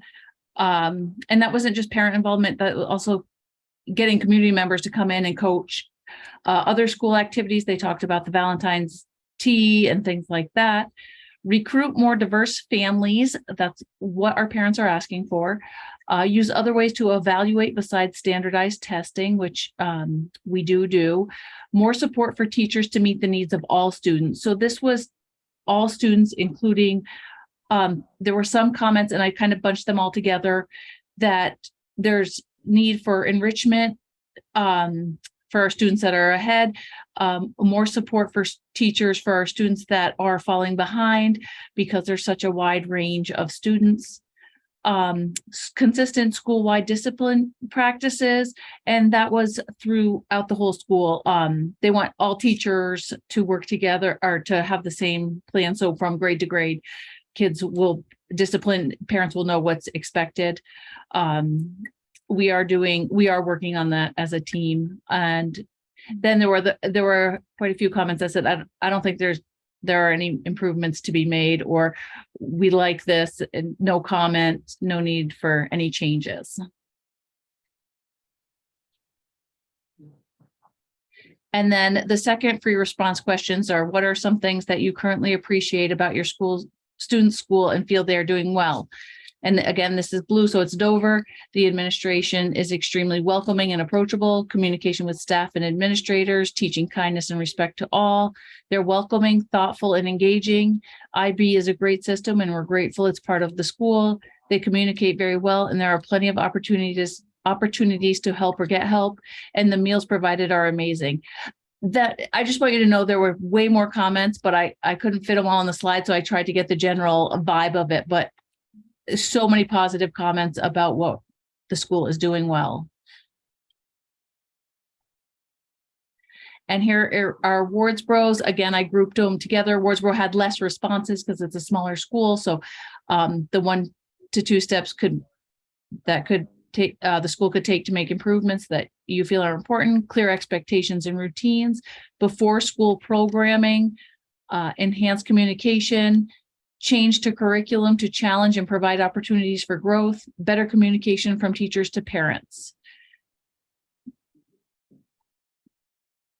And then some things that they appreciate about the school and feel they're doing well. The teachers and staff are amazing. The staff is very in tune with my child's needs. I appreciate the amount of care given to the kids and how small and connected the school community is. I appreciate the small class sizes. My children feel very welcome and enjoy going to school. I feel a great sense of community. The sense of community is amazing. Family-like environment. My kids feel safe there. The loving space, the teachers, the kindness, the caring for students. It was also mentioned in here, communication was great. So on both surveys, we noticed a contradiction to communicate, and then communication's great. So it was but really positive results from these 2 questions. And I don't know if the next slide. Yeah, so when we measured and tracked it, you can see that 46% of the Dover families responded and 38% of the Wardsboro families responded. The national average, we were told, is about 30%. So we're a little bit above average. We can compare this nationally and with the district. So I compared our results with the district. And what this essentially says is that all the answers in Wardsboro, of the 16 responses received, 92% were favorable in the area of barriers to engagement, and 90% were favorable with response to school climate. And then with Dover, again, the 32 responses received, 85 and 80% positive. So that's all really good.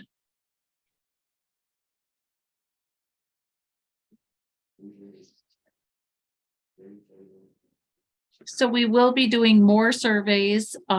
So this year, what Elise and I really want to focus on is that this year is just gathering data. It's kind of setting our baseline to what we're doing. So if Panorama continues, that we will have data to carry on. So we're not making any big changes, but we're just gathering information, what we're doing well, what needs to change. So we will have a teacher perception of students. So a teacher will fill out a survey for each student. Parents can opt out of that and not have a teacher do the survey. Then we're going to have a student self-perception. So that one, again, kids do not have to do you notice the teacher perception is grades K through 12 and the student self-perception is grades 3 through 6, which actually I through think 2. Yeah. No, the student self-perception grade 3 through 6, but it's really 3 through 12. It's going to be through the whole district. Right. But again, parents have the option to opt out, and those letters did go home to opt out. So again, gathering more data.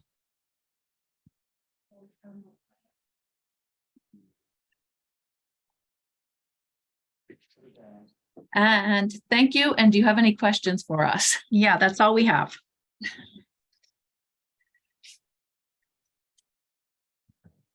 Stop sharing my screen. Yeah, because we need to see it. Chad or Mark, or well, go ahead, Kate, you're first. So We'll get to you, Mark, in a sec. So I guess I was kind of wondering from each of you, what were your biggest surprises about the surveys? Like, did you have any information that surprised you and that was new to you? No, I didn't. I mean, I don't think I did either. I've been there since January, and I've the relationships that I've seen with the parents and the staff, and it's generally that was what was conveyed in the responses. Yeah, I wasn't really surprised. Yeah, I feel like there's a big open communication, and when people have a concern or question anything, even on the comments, something about the gym floor needed replacing or something, that's like they've already talked to us about that. We already know about that. So You'll say. I am. Mark, go ahead. So first of all, thank you very much for that. That's it's a great insight into our schools that we don't usually get. So I really appreciate that. So got two questions, and I guess the first one really is more for Matt and maybe Rich. Why does Dover not have full day pre-K on Friday? I can answer that if you'd like, Rich, unless you'd like to. Oh, go for it. So Mark, with pre-K, the ratios don't allow the teachers to ever be away really from the classroom. And so whereas the rest of the grades, they have music or art or PE or health, they've got time when they can do materials prep. Pre-K is basically on from the time school's open till the dismissal. And so when we went to full day, we talked about this with the board quite a bit. And the decision was made to do a half day on Friday in favor of making sure the teachers have that time to plan a robust program and to make sure that the room is reset for the next week. There's regulations around cleaning that the teachers actually help out a lot with, because there's just so many things that have to be dealt with there in terms of their extra equipment. So that was the reason that we did the half day on Fridays, was to make sure that we had enough contracted time for them to get the job done. Okay. I think that it's definitely something we should look at moving forward. My second question is more along the line of the actual data collection. You're saying that you're going to be sending the surveys out to, I think, 3 through 12. Is there a question on there that will help differentiate or pull the data out that is for inside our actual schools versus our secondary students that aren't in the schools? Yes, we're planning to do different surveys for the lower grades versus the 6 through 12. Excellent. Thank you. Yep. All set, Mark? Yep. I think we. Oh, one last thing. When you send out the PowerPoint presentation, can you send out the full survey results also? We can try. Matt, do you know if they have to have special login to Panorama to get the results, or? Not sure if I think there might be some way to print them out, but we can look into that for sure. Actually, I have them I printed did. here. Yeah, I did print some out too, and I gave them to Tammy. We can print it. We can make a PDF. Yeah. I actually, Awesome. I Thank did you. send it out to Mark after the meeting, or the whole board actually. Okay, so Mark, they're gonna be sending it out. I don't know if you can hear Tammy. Oh, I couldn't. That's great. Thank you, Tammy. Sure. And you guys are gonna get seasick because the camera guy's bouncing around back and forth. Mark, if you're all set, Chad, you got any comments, questions, thoughts?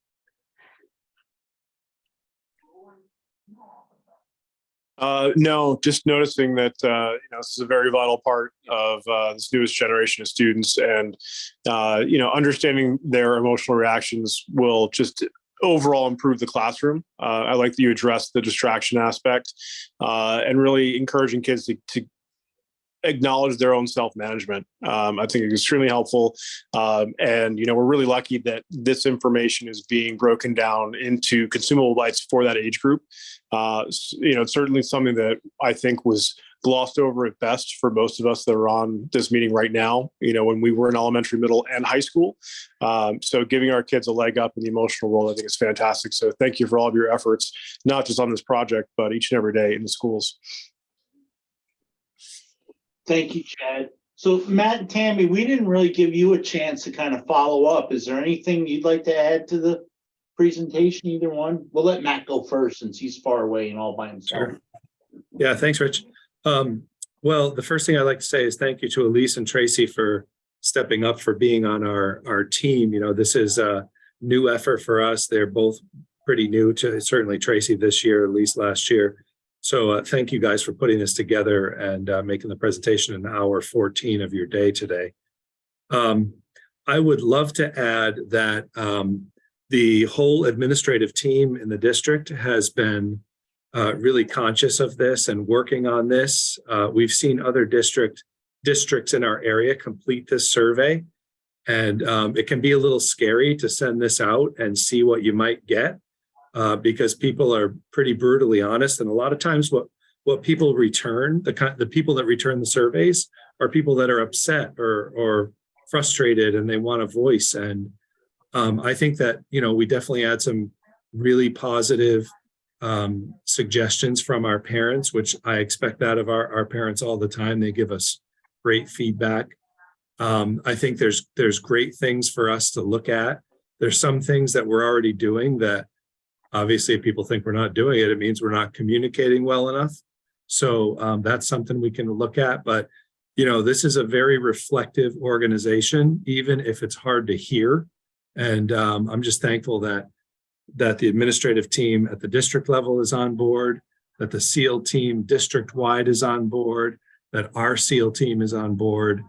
And like I said, we got nothing but really great feedback that we can use and we can implement to improve our programs here. And, the question is now just what's the time, what's the schedule, and the person power to get it done. So, this is exciting stuff. Tammy? I don't really have anything to add other than, in the years that I've been here, this is really the first time that we've been able to, gather some information. So I'm really excited to see where it's going to take us and what we're going to do with it. I think this is a, really great step. We're going in the right direction. And again, thank you, Elise and Tracy, for taking the time to put it together and being here tonight. Really appreciate it. Okay, if there's nothing else. Rich? Yeah, Mark? I have an unrelated question for Elise, if you don't mind, before she leaves. Is it about COVID? It is not. Oh, okay. Would you like a hard question? Like Matt said, it's hour 14, so. I've been having conversations with school board members from across the state, and there's a lot of what I'm guessing is incorrect information that is being shared with school board members about what the standards nationally are for the number of nurses that a school district should have, be it per building, per number of students, et cetera, et cetera. I'm not really interested in Vermont. I'm interested in national standards. If you have them off the top of your head, awesome. If not, we can communicate another time. I don't off the top of my head, but I do know, Mark, that is a hot topic. If you talk to any school nurse, they will say we need to have a nurse in every school. The amount of students that we see, and it's not even just the Band-Aids and the belly aches. There is a lot of that social emotional stuff. You know, they have a bellyache because they're anxious about something, they're afraid about something, you know, they're struggling with something.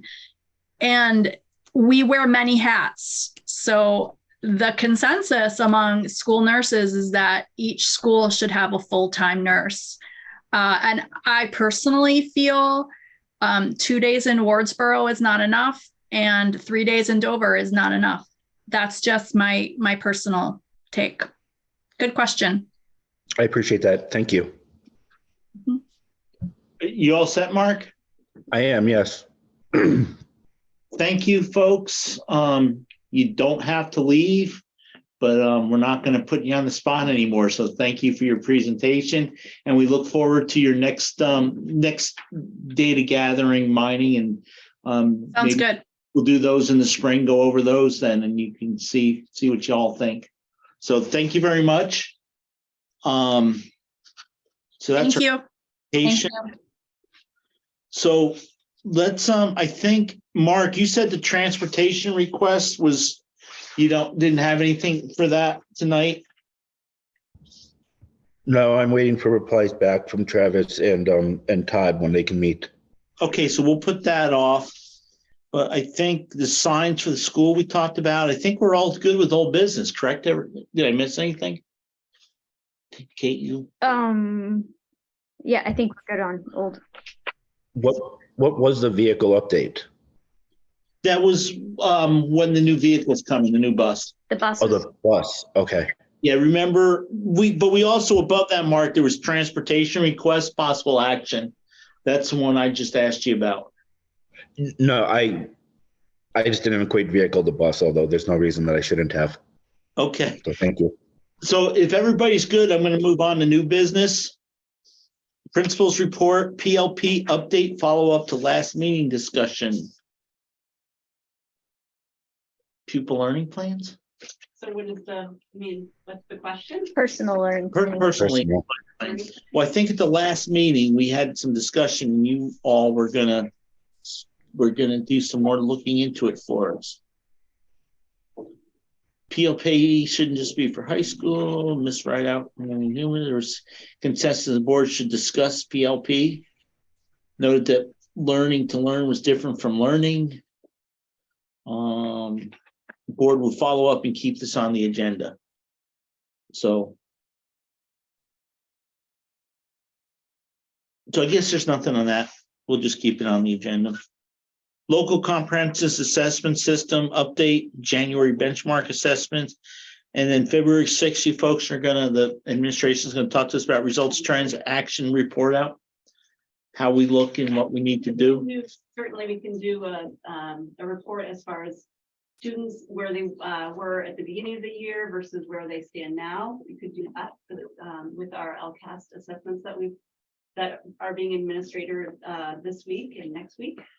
Certainly. I gotta tell you, schools with their LCAS, your acronyms are SEAL, amazing. and oh my gosh, I can't hardly keep track.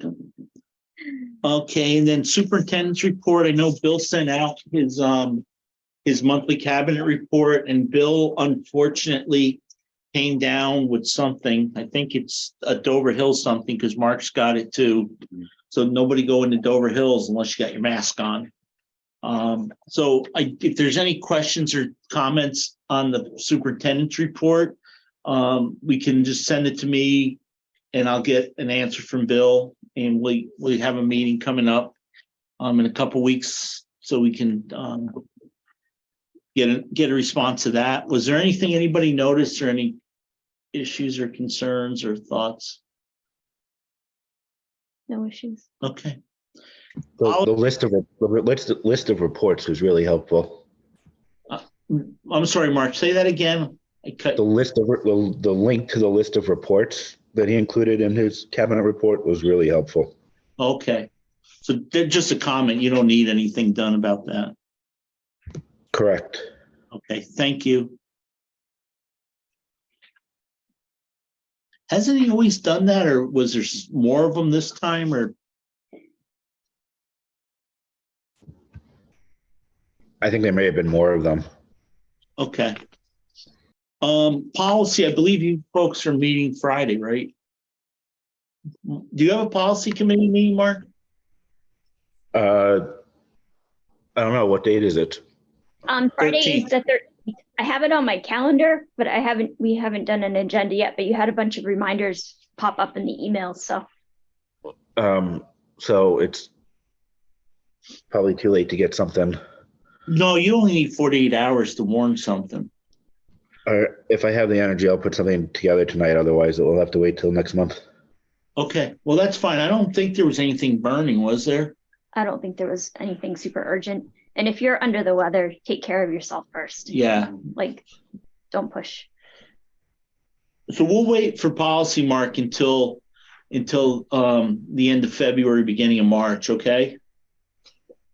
Yep. Okay.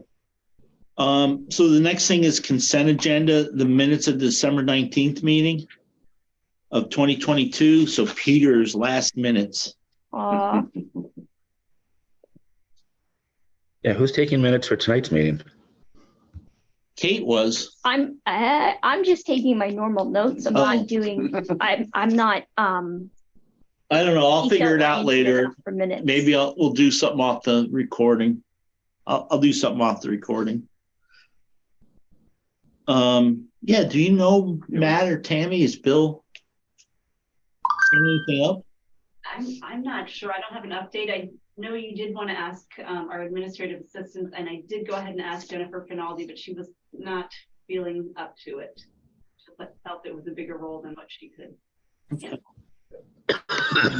Same for Mrs. O'Hearn. Yeah, maybe we could give it to a sixth grader as homework assignment. Here's creative writing. Make this meeting look exciting. College interns out there. Yeah, they're all in college. So anyways, if everybody's good with the minutes, we'll accept them. And I had no correspondence. I don't think Matt and Tammy, I saw anything. Okay, so if there's no objections, we'll just accept those.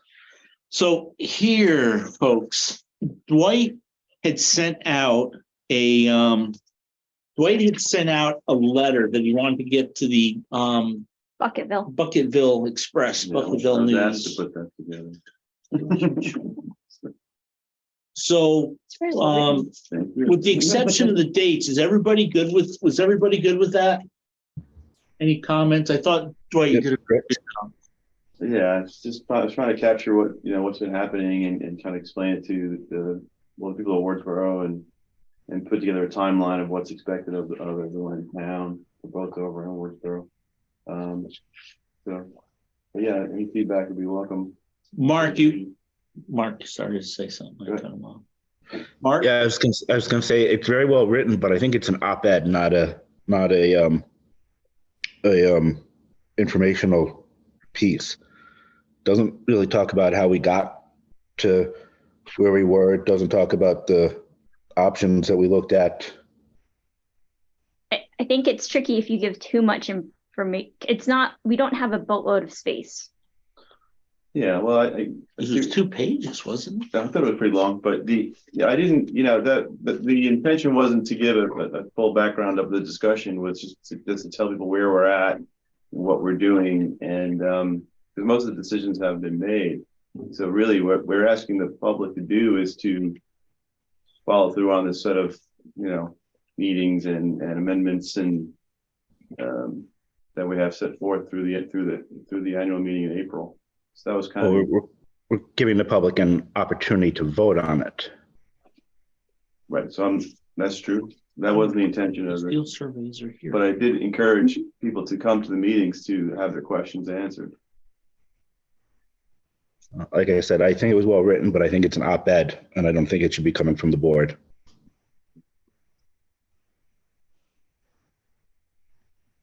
Okay, so I guess then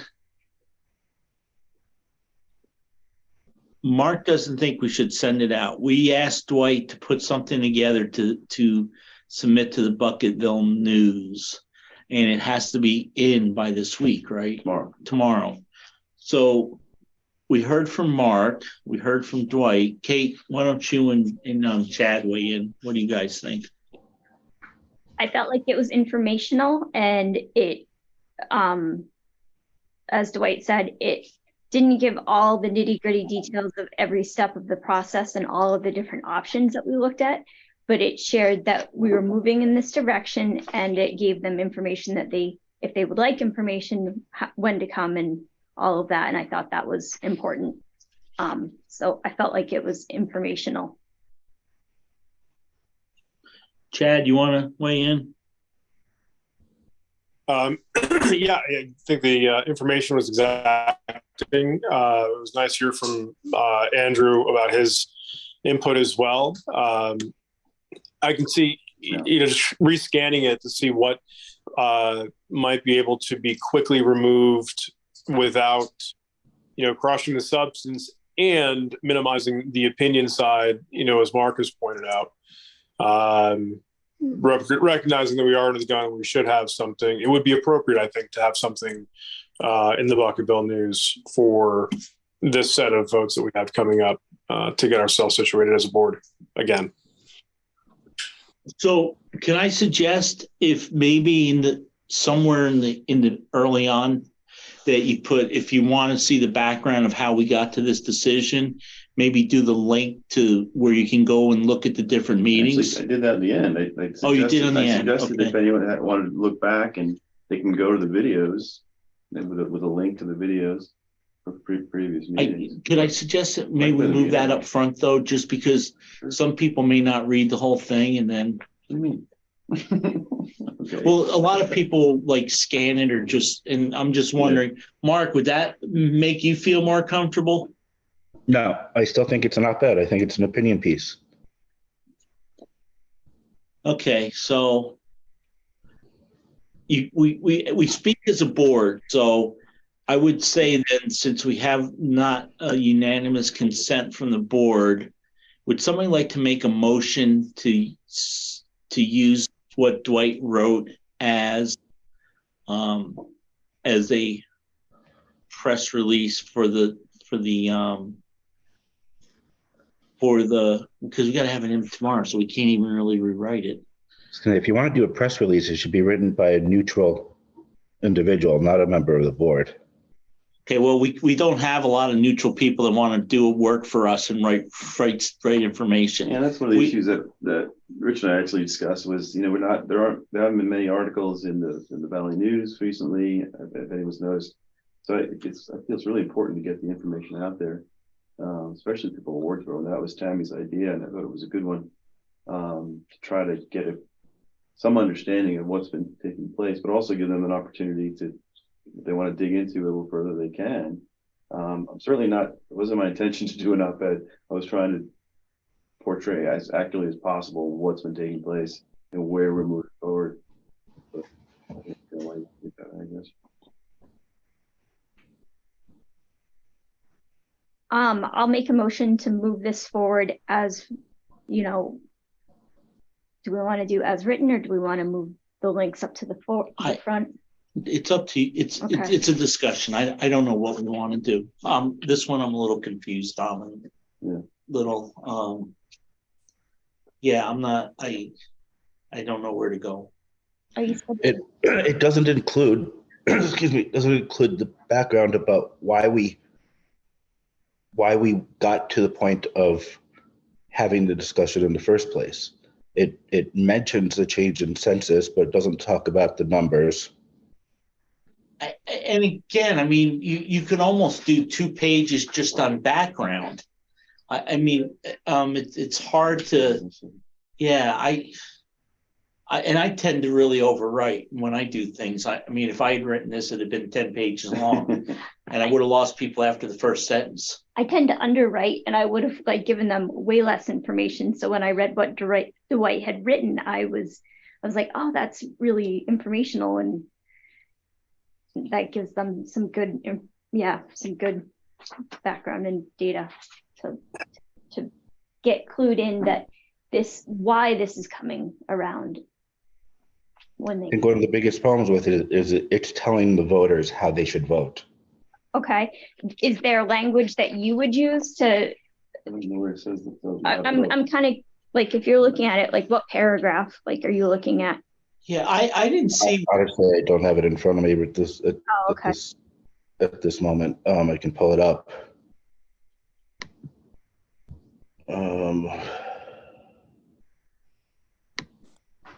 I didn't read it that it told people how to vote. It definitely wasn't. It said come and vote. It didn't say vote yes or vote no. Certainly, I explained the positions that the board had taken, and I also asked people to become involved and become, to become more, get more information to make a decision. I'm not sure where.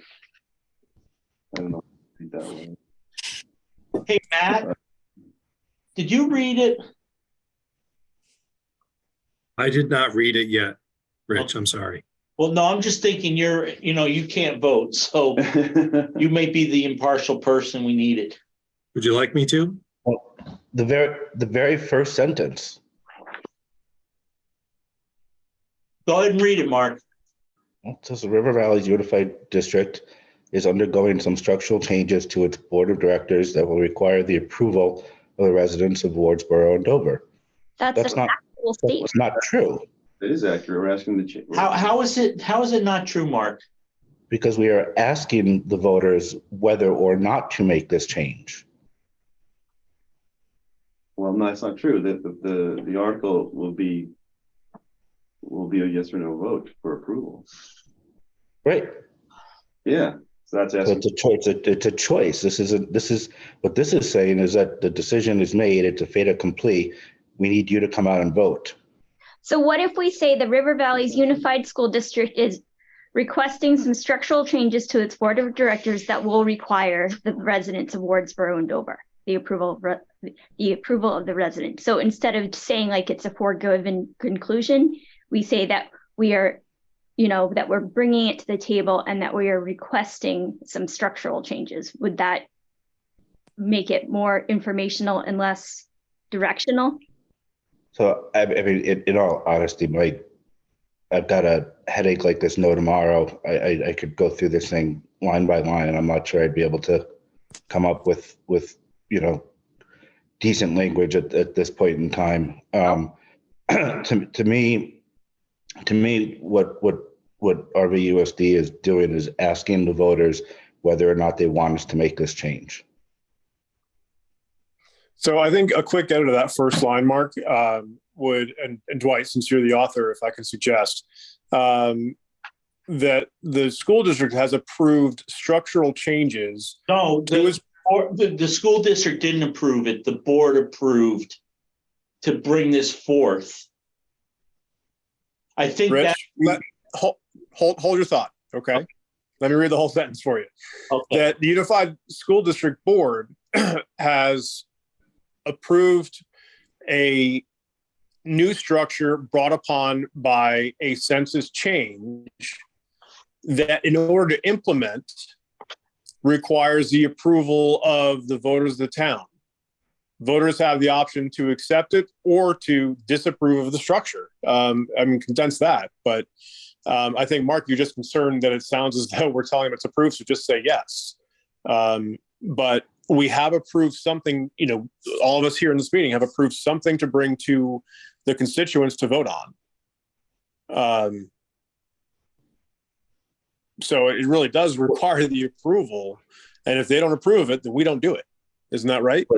Yeah, that I think what you just said is the key. The board has approved taking something to the voters to vote on. Yes. Yeah, and just insert, instead of towns, just say the district, because It's both towns. It's not just a town. Yeah. The voters of the River Valley District. Really, it's just the first sentence needs some. So, hey, Chad, can you send that, Dwight? Yeah, send me that, you want to restructure the first sentence. Or Yeah. whatever you think. That's fine with me. Okay. And I think the census numbers need to be in there. That's only half a line. The 2010 and 2020 census numbers. Right. But Mark, the whole point of this blurb is to get them to come to the meetings, not to give them all the information and hope that they show up to vote later.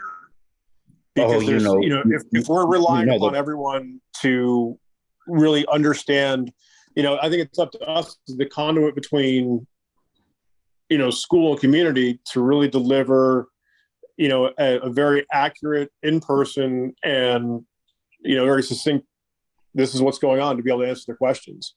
Because if we just write it as such to say, this is all you're going to get, then there's going to be more confusion, more questions behind are creating inaccuracies that could, just again, impact the vote of each person because they were not well informed. But this is going out to a subset of our population. This isn't going out to the entire population. So if we want to do that, then we should be doing what I asked for originally, which is sending something out to every one of our voters. Well, I think we could also take what, once we approve of Dwight's letter, it can go out in the Bucketville News. If we need to post it into Deerfield Valley News, I certainly would not object. And Matt, Tammy, is this something we can include as an attachment on the weekly newsletters to parents as well? I mean, if we're looking for the maximum number of conduits to inform our community while also, managing the purse strings, as we were talking about the votes, it's an expensive process to send out to everybody, knowing that not everyone will, participate per se. As a letter to the editor. So how about this then, to get it out there, if we get that first paragraph changed and we make a motion that we send it out and authorize Dwight to sign as the clerk on behalf of the board and send it to the Deerfield Valley News, the Brattleboro Reformer, and to the Bucketville News. And then that will get it out as much as we can get it out. And we can put it on the website and we can put it on, you can print it and send it to the parents, and you can post one at the school, and we'll ask the town clerks to post it. I can't approve this letter the way it is. I'm sorry, I just can't. Okay, I understand, and that makes sense. But I would like to move a motion that Dwight take this letter with the suggested edits that we collaborated on tonight and take it to the Bucketville, the Deerfield Valley News, the Brattleboro Reformer, and then also sign it as the clerk on behalf of the board to share this information with our communities. Okay, is there a second to that motion?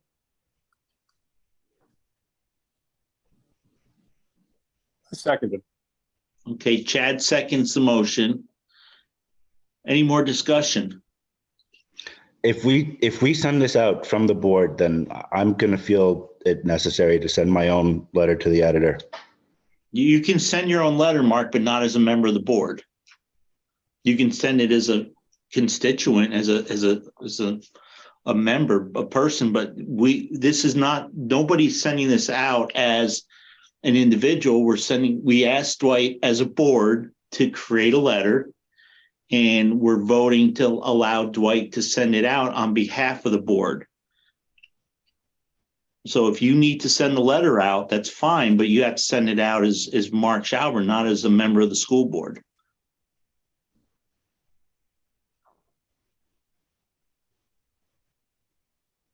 Unless, you guys disagree with me.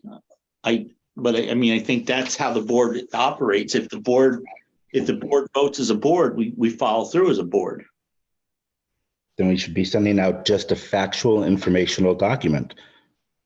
Okay, Mark. I don't believe this is. Factual informational document and we'll send it out to the board, and we'll have a special meeting tomorrow. We'll continue this meeting. We'll vote on it for tomorrow. We're under a little bit of a timeline. I'm sorry, but I don't know what to do. I'm kind of at my wit's end. I just don't know where to go.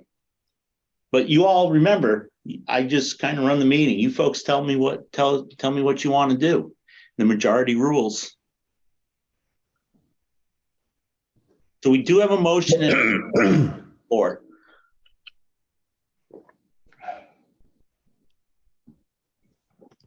Is there any more discussion? Okay, if there's no more discussion, all those in favor say aye. Aye. Aye. Anybody opposed? Nay. Okay, so it appears as though the ayes have it. Excuse me.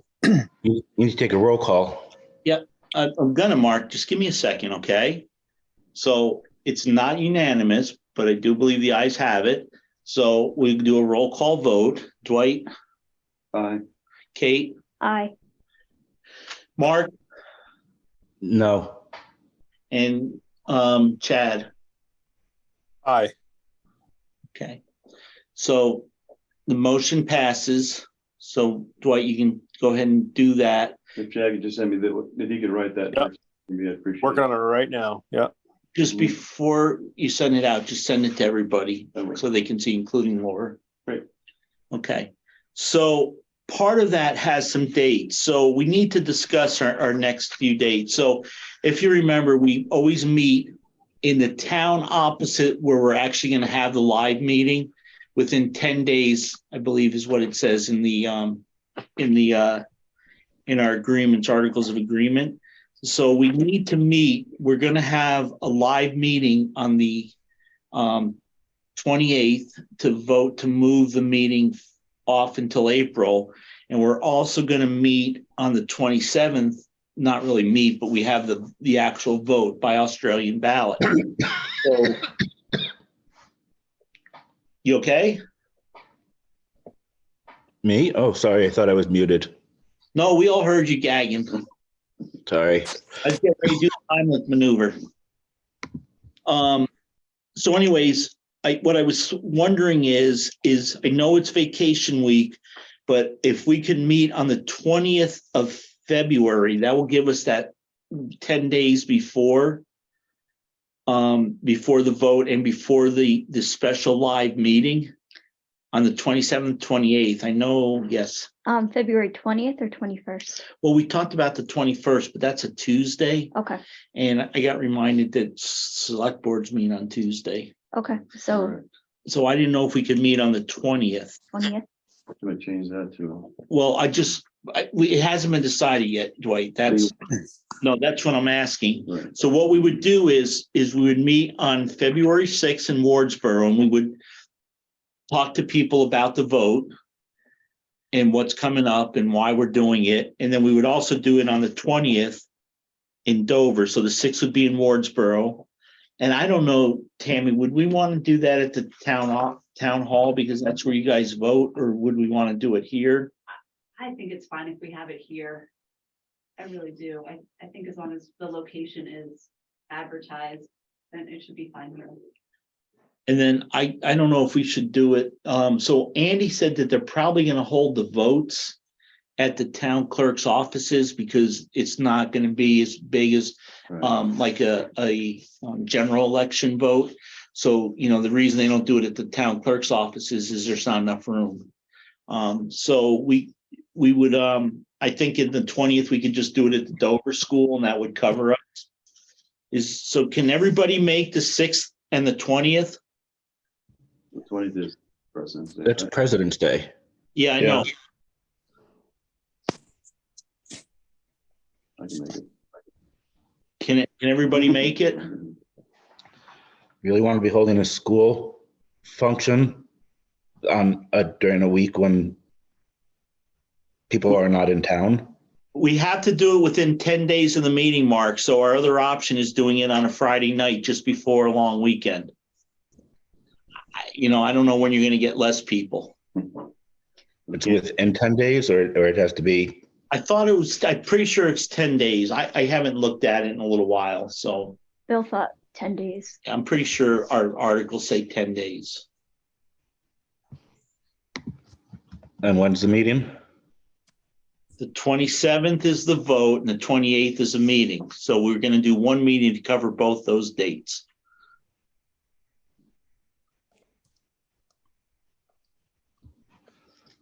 Wait, don't we need a separate meeting for postponing the, That's 28th.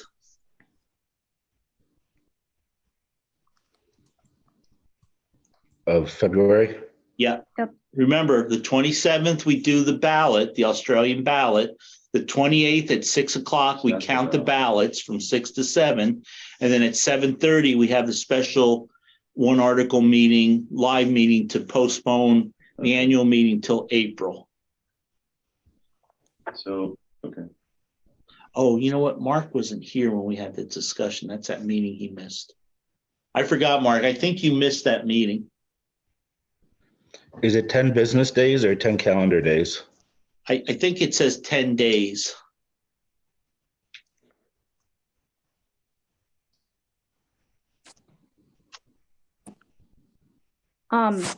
You have the dates in front of you, Mark. Like, I'll send you the dates all listed because that's helping me look at how they all are. Yeah, I'm wondering whether we can do it on the 16th and because the 18th and 19th are Saturday and Sunday. So that would be 10 business days. Yeah, I don't think it's business days. I think it just says 10 days. That's to have that meeting for the.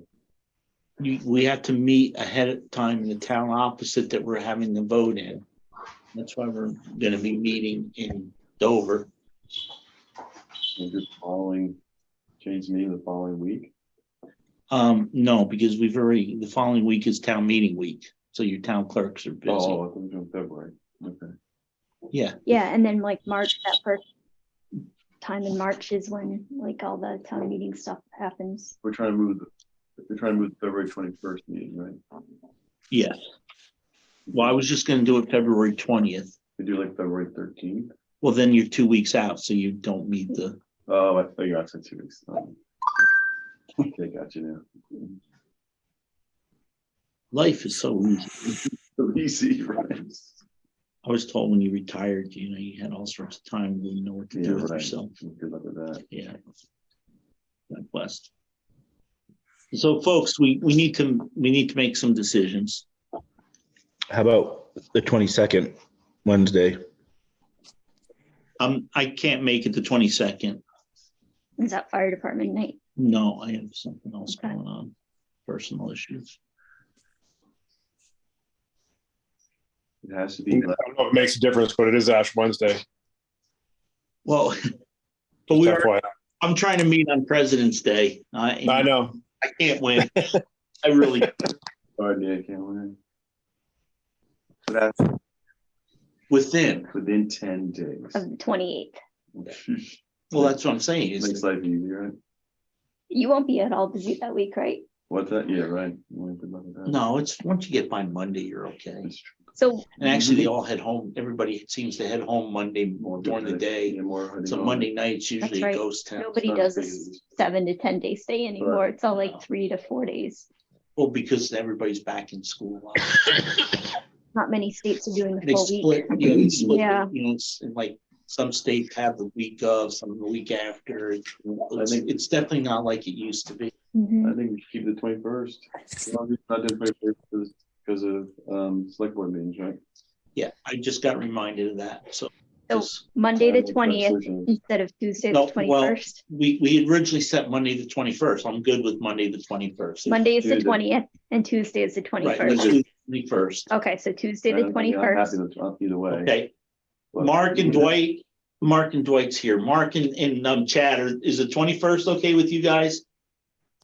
Should be. Yeah, Dover meets at 6:30. What time does Wardsboro meet? The select board.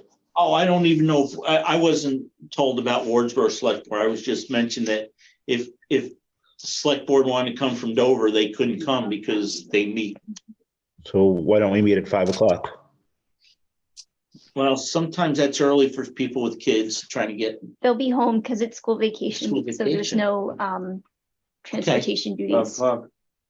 Yep. does that work okay for you, Chad? Yep. Oh, I know the other thing too was I was trying to make it so Laura could attend too. Why I was thinking Monday. And what's her schedule? Well, typically? Tuesday through Friday, she's in Most Peculiar drinking Kool-Aid. Oh, okay. Right. Could she attend remotely? Like, Well, are her days sessions ridiculously long? no, she's got to, she's also got to try to keep her job going. So Yep. that was the other reason I was thinking of moving it to Monday to let everybody try to be there. But we can meet without her. Okay, so is everybody good with the 21st? We kind of set that, and I'm good going back to that. And we'll take Mark's suggestion and start at 5. Yeah. Matt, is that good for you? Can you get somebody at the school for us? It's at Dover. Yes, has to be in the town opposite where we're voting. So it's going to be at the town office of where we're voting, or in the town? In the town, so it's got to be in Dover. I just assume you use the school. Yeah, I'm sure. I don't know if I'm going to be around that week, but I'm sure we can, between Bill and me, we can get somebody to get here and get this place opened up. Okay. Yeah. Can this guy here do it? You don't know. I'm not the person to talk to about film meetings. Talk to Elena at BCTV. Okay. Hey, Matt, could you check with the television station tomorrow for me? Or check with Meg to see if they're all good? Sure. Okay. So let's shoot for the 21st. So February 6th, we're going to be in Wardsboro. And what we'll do is we'll start at 5:30 and we'll have from 5:30 to 6 to be update on the special meetings and the vote. And then on the 21st, we will meet at 5. And all we're going to do is have a meeting from 5 to 5:30 for the special meeting and the Australian ballot vote. So it's not a. It won't be a regular school board meeting. Okay. No, because the administration won't be around. Okay. And then on the 27th. Matt's got his hand up. Oh, go ahead, Matt. No, it's okay. I was just going to ask you about the 21st. Is that a day you want BCTV or just 2/6? No, the 21st too, Matt. Okay, 5 o'clock. Got it, in Dover. No, that way, if people want to see what the discussion was and they can't make it. And then on the 27th, there'll be a vote. So you don't have, we're not going to have a live meeting, but just you need to go vote. It's a ballot, Australian ballot question. And then on the 28th at 6 to 7, we have to meet in Wardsboro at the town hall in Wardsboro, and we're going to count votes for an hour. We're all going to become special vote election officials. So 28. 6 to 7. 6 to 7 is counting votes from the day before. Right. Yeah. And then at 7:30, we're going to have the special meeting, annual meeting, to move the regular meeting off till the end of April. That's at Dover Town Hall? No, that's at the Wardsboro Town Hall, Mark. Because that's the town we're meeting in, since Right. that's why we're meeting in Dover for the prior meeting. Pre-meeting. We always meet the town opposite. We make it the meeting before the annual meeting so that the people in that town can be exposed without having to drive far distances. And we've done that from day one. Does that make sense to everybody? Mark, you good? Yeah, and those are all Zoom meetings, right? Yeah, there'll be hybrid meetings. Matt has his hand. Matt, go ahead, buddy. Just to confirm, on 2/28, the meeting is at Wardsboro Town Hall, and you want the TV starting at 7:30? Yes. Got it. But Mark, the counting the votes isn't a hybrid meeting. That has to be either live or. No, understood. Okay, well, I just want to make sure we're as clear as mud. All right. Chad, are you good, sir? Thumbs up? I'm good. Okay, thank you. Dwight, go ahead. Not that we have enough meetings, but there won't be a standard board meeting in Dover in February. Right, the end of February. Okay. But there will be a standard board meeting on the 6th of February. February, yes. Yep. Well, that's right. February and March, both on the 6th, because that's. Oh, is it really the 6th? Well, because 28 days, yeah. Okay. That's Okay. 20, it's not a leap year, so. Okay, so so then just to make sure we're all good, I'm going to do it one more time. February 6th from 5:30 to 6 is the informational meeting for the ballot vote and the live meeting on the 28th. On February 21st, Dover will be meeting from 5 to 5:30 to have a informational meeting for the ballot vote and the special meeting the following week. On the 27th, I asked Andy, he felt that he didn't need any help with the voting. But that will be the date that people vote. So we don't have to do anything but vote. And then on the 28th, from 6 to 7, you have to be live. We told Andy that we would be there to help with the vote count. So I need at least 4 of us to help count votes. And then from 7:30 till maybe 8 or 8:30, we're going to have a live special meeting to postpone the annual meeting. Is everybody good with that? And when are we postponing the annual meeting to? I forget. April 25th. Is it? Thank you. April 25th. All right, thank you. Okay, Just one more thing. So on the first meeting on February 6th, from 5:30 to 6 is when we'll have the informational portion. Informational. And then 6 o'clock is the board meeting. Correct, regular board meeting. Sure. Okay, so going back, so again, too, you know what I'm going to say? Let's warn the regular board meeting immediately following the informational meeting, because if it's only like 10 minutes and nobody's got any questions, right. It makes no sense to sit here for 20 minutes and stare at each other. Yeah. Maybe Mark will be better, so he'll be here live. Yeah. Okay, so everybody's good on the meetings. Let's go to January. So we are meeting, this week is the 2nd week in January instead of the 1st. Next week is a holiday, which would have been our regular meeting. And so do we meet again on the 22nd? It's the 23rd. Like 23rd. there's no school in Dover or Wardsboro on the 23rd of January. They have 2 Mondays in a row off. For in-service. Is that what it is? Okay. Isn't it in-service? It is a teacher report card day on the 23rd. I'm sorry, what? Teacher report card day. Okay.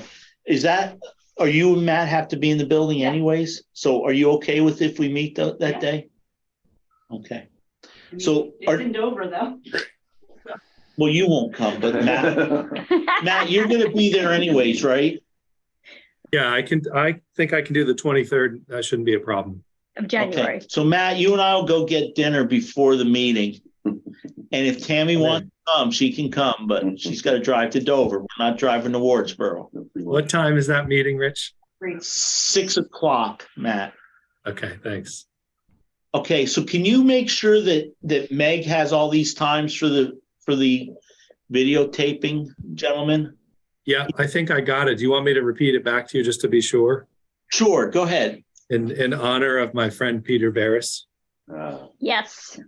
All right, I got January 23rd, 6 p.m. Dover School. Regular board board meeting. I got February 6th, 5:30 p.m. Wardsboro School informational meeting. Is that right? Yep. And regular board meeting immediately following the conclusion. Following. Got it. I got 2/21, February 21st, 5 p.m. Dover School. What is that? Informational? Informational meeting for the Australian ballot on the 27th and for the special meeting on the 28th. And also followed by a regular board meeting? Nope. Okay. Just that. That's all we're doing that night. And then I've got February 28th, 7:30 PM at Wardsboro Town Hall. And that is a special meeting. Correct, but we have to warn on the 28th at 6 o'clock because we'll be having a majority of the board members there doing board business by counting votes. So on that 28th, from 6 to 7 is count ballots, the previous day's vote. And then at 7:30, a special annual district meeting to postpone the meeting.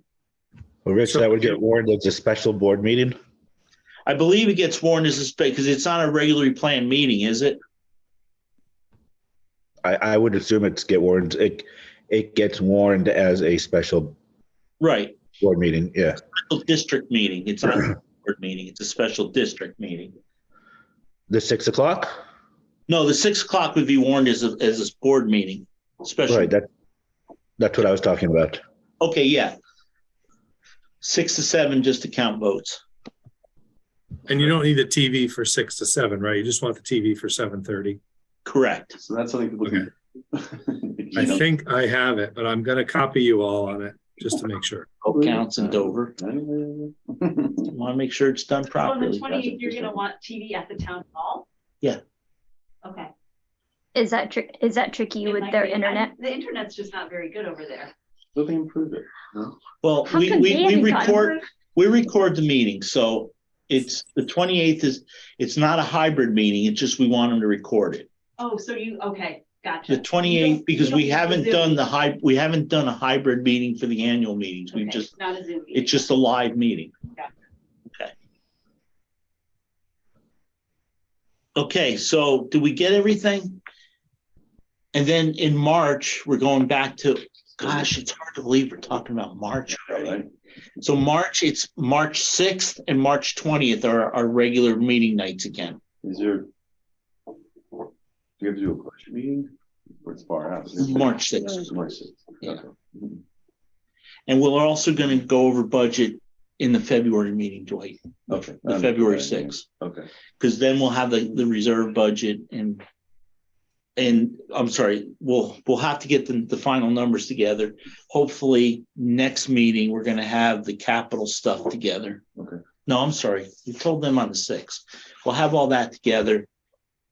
And then legislature will be in session for, at least 4 or 5 weeks. Hopefully we'll get some clues from them what's going on. All right. And when are elections? Would be March, April, whatever that annual meeting date is. 25th. April 25th. Through the 20th. So we're doing Australian ballot on the same day as the meeting. That's what we're voting on, yes. Okay. And then whoever chooses to run for the next term will need to have 60 signatures in place before that time frame. Well, 30 days before so they can be on the ballot. 30 days before April 25th. Are we sure it's 60? Because I've been told 30 by the state. Well, everything our attorney said and Andy said was 60. So I don't know who you're talking to from the state, so. Isn't the Australian ballot the day before, the 24th? No. Same day? No, it's the same. It would be the same day. But we'll confirm that with Andy. Yeah. And it's a lawyer for AOE, their chief, I forget what whatever she's called, their chief counsel. Yeah. She's the one that told me that. So it is 30 for Leland and Gray. For the West River district, it's 30. For our district, it's 60 because we're a different type of district. For reals? No, seriously, Leland and Gray, they only need 30. We need 60. We need more than they do to run for state office. Yeah. So it's really weird.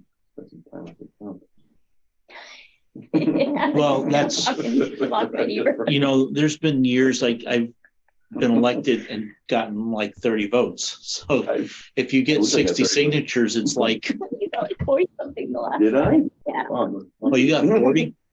Okay, are we good with dates, everybody? Because the other thing is, Mark, we kept you up for like 3 hours. You must be dying. Take some NyQuil.